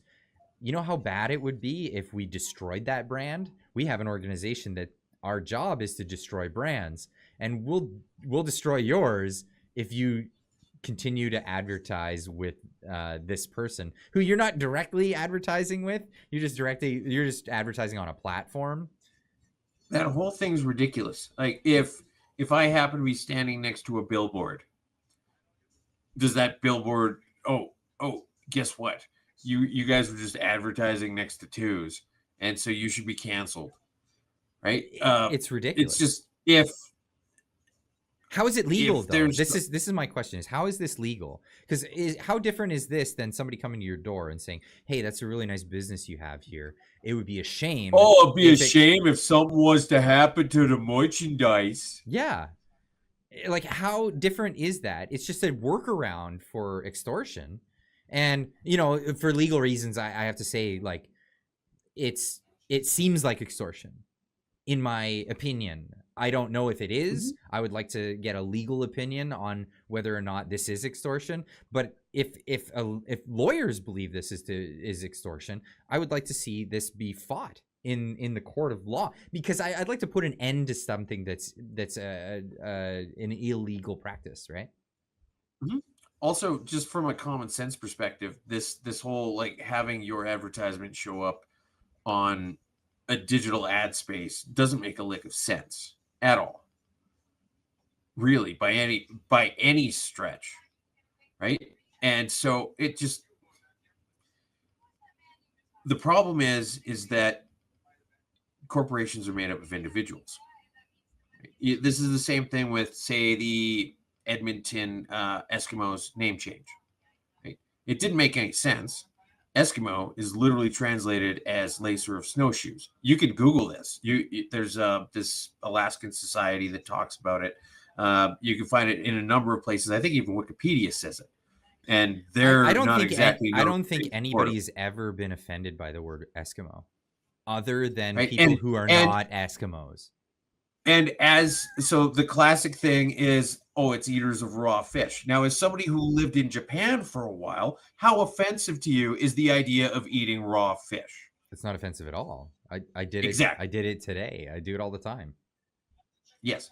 And so, anyway, while it would have made a lot of sense for the corporation to say, this is stupid, everybody can go piss up a rope, and we're going to keep doing this, because also you don't name things to shame them. You name them because you think that they're fearsome or brave or powerful, right?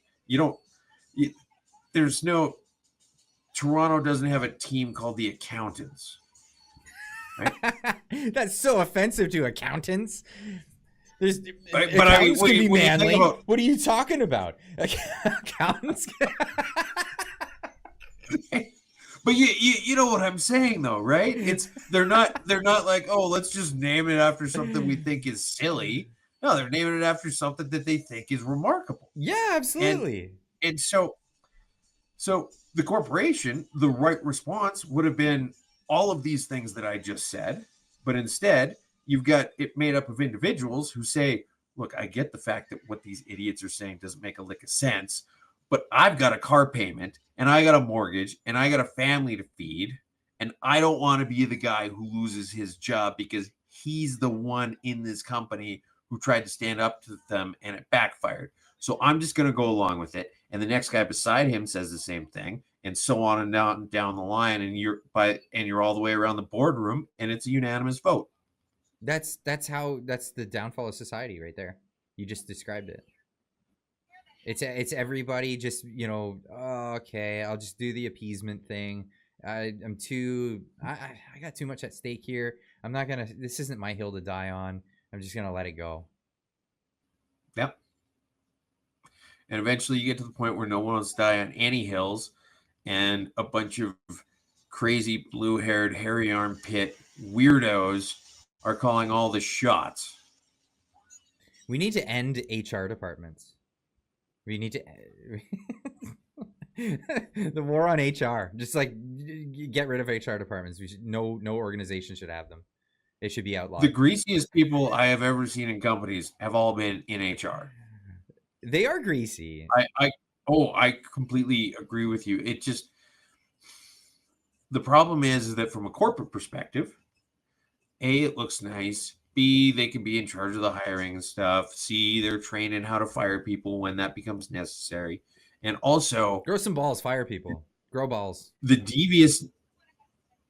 It's a skill that any manager should have, to be honest. Yeah. Right. But the thing about it is that they've got this perception of being on the employee's side. And so you've got this you've got this double agent almost. They're not, though. They're not on the employee side. And They aren't. They absolutely are not. But they're not on the side of the business either. Like this, they're almost. They are on the side of the business. They totally are on the side of the business. They're not on the side of the business best interest in terms of hiring practices. That's what I mean. Like at the end of the day, they'll ruin the business. They'll ruin the business because they get rid of all the good people in the business. And then the business is this husk, an empty husk of a business that used to, like, I don't know what, like drill oil wells, and now it's a bunch of like people that know gender theory. No.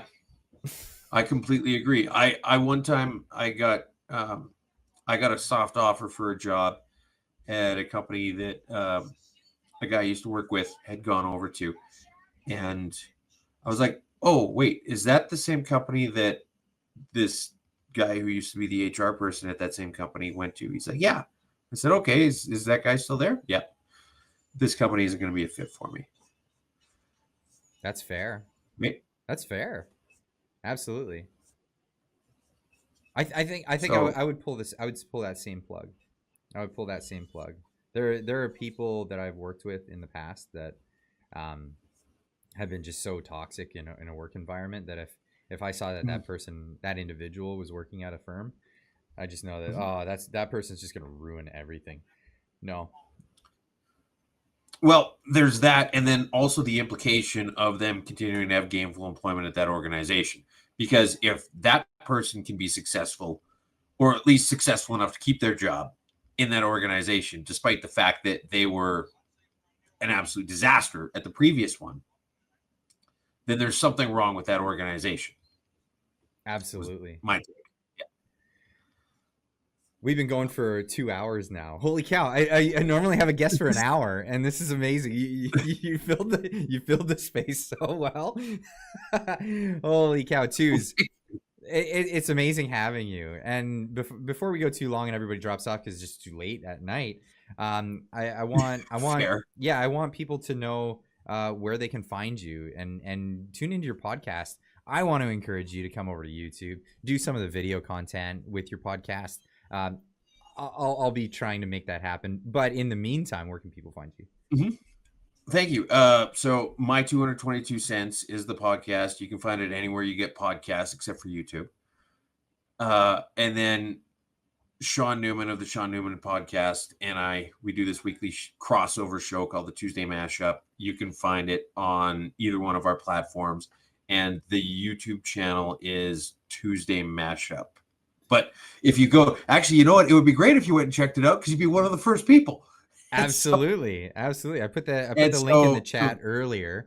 I think I have. So that would be that. My main focus is Twitter, and also the Twitter is here, and there's a link tree here for anybody who knows Twitter and how it works. Yes, or there doesn't is. know. Yeah, so you can find the link tree is here, and then you can then go to all the different places where you get your podcasts, whether you get your stuff on Apple or you get your stuff on Spotify, you can pick it up there. And you say you do a weekly podcast. It's every week. Yeah. So every week, Sean and we cover the headlines and go over what's been happening in current events, Western Canada, the world. Anytime anything to do with a heist comes up, we always talk about it because I've got a thing for heists.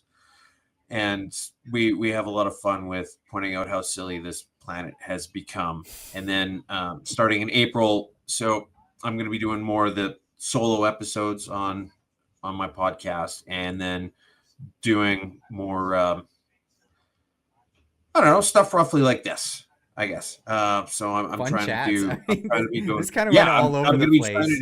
It did. It really did, eh? It did. Normally it's a little more structured. So the audience, and I was reading the chat as it was going on, and everybody's like, wow, this guy, this is fun. This is really fun. Thanks for bringing your guests. Well, that's good. That's good. That's really good to hear. And I've kind of been stumbling into a little bit of stand-up comedy, not on purpose. So you may happen to stumble across some event or something where I'm getting up and telling a few jokes, but that's just gonna be luck of the draw if you come across it. Well, if it happens in the West Coast, I'm coming to it for sure.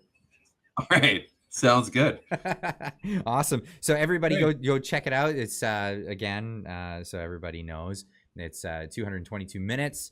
Award-winning podcaster. Go check out Twos and make sure you sign up for the podcast. It's actually even on my business cards. Awesome. Right there. Award-winning podcaster, which I am, actually. So yeah. What award is that? The Bud Light, what was it? The Bud Light Rooster Slurper of the Month. Oh, so you won an award and you're also a podcaster. Yeah, well, because we were talking about, and this is one of the last times we ever talked about Rachel Gilmore, was how she has award-winning journalist in her bio. Yeah. But it's this weird, obscure award that no one's ever heard of. And then there's a few other quote-unquote journalists on Twitter that always seem to talk about how they're award-winning journalists, but the award has no prestige. No one's ever heard of it, and it's completely pointless. And so we just said, well, let's just give each other awards so that we can say we're award-winning podcasters. And so I made one for Sean, and he made one for me, and now we're both award-winning podcasters. That's hilarious. I need to get on that train. I need to make up some stupid award, or somebody can make up an award and present it to me, and then I'll become an award-winning podcaster as well, or award-winning YouTuber. or journalist or whatever you want to call it. Whatever it is. Oh, too good. So, stay on the line after we end this out. But I just want to say definitely good night to everyone. Thanks for sticking around. This was a exceptionally longer show than we usually do. Yes. Sorry if I kept everybody up late. No. I hope it was worth it. It was worth it. It was a lot of fun. I usually hang out after the show, but here we are hanging out in the show for even longer. Yeah, stay on the line. Thanks everybody for coming out tonight and tuning into the Friday Night Live stream. Thanks guys. Thank you, Clyde. Lots of fun, and we'll see you guys all again Monday morning. Even though it's a holiday, I'll still probably get a video out. Everybody keep on trekking.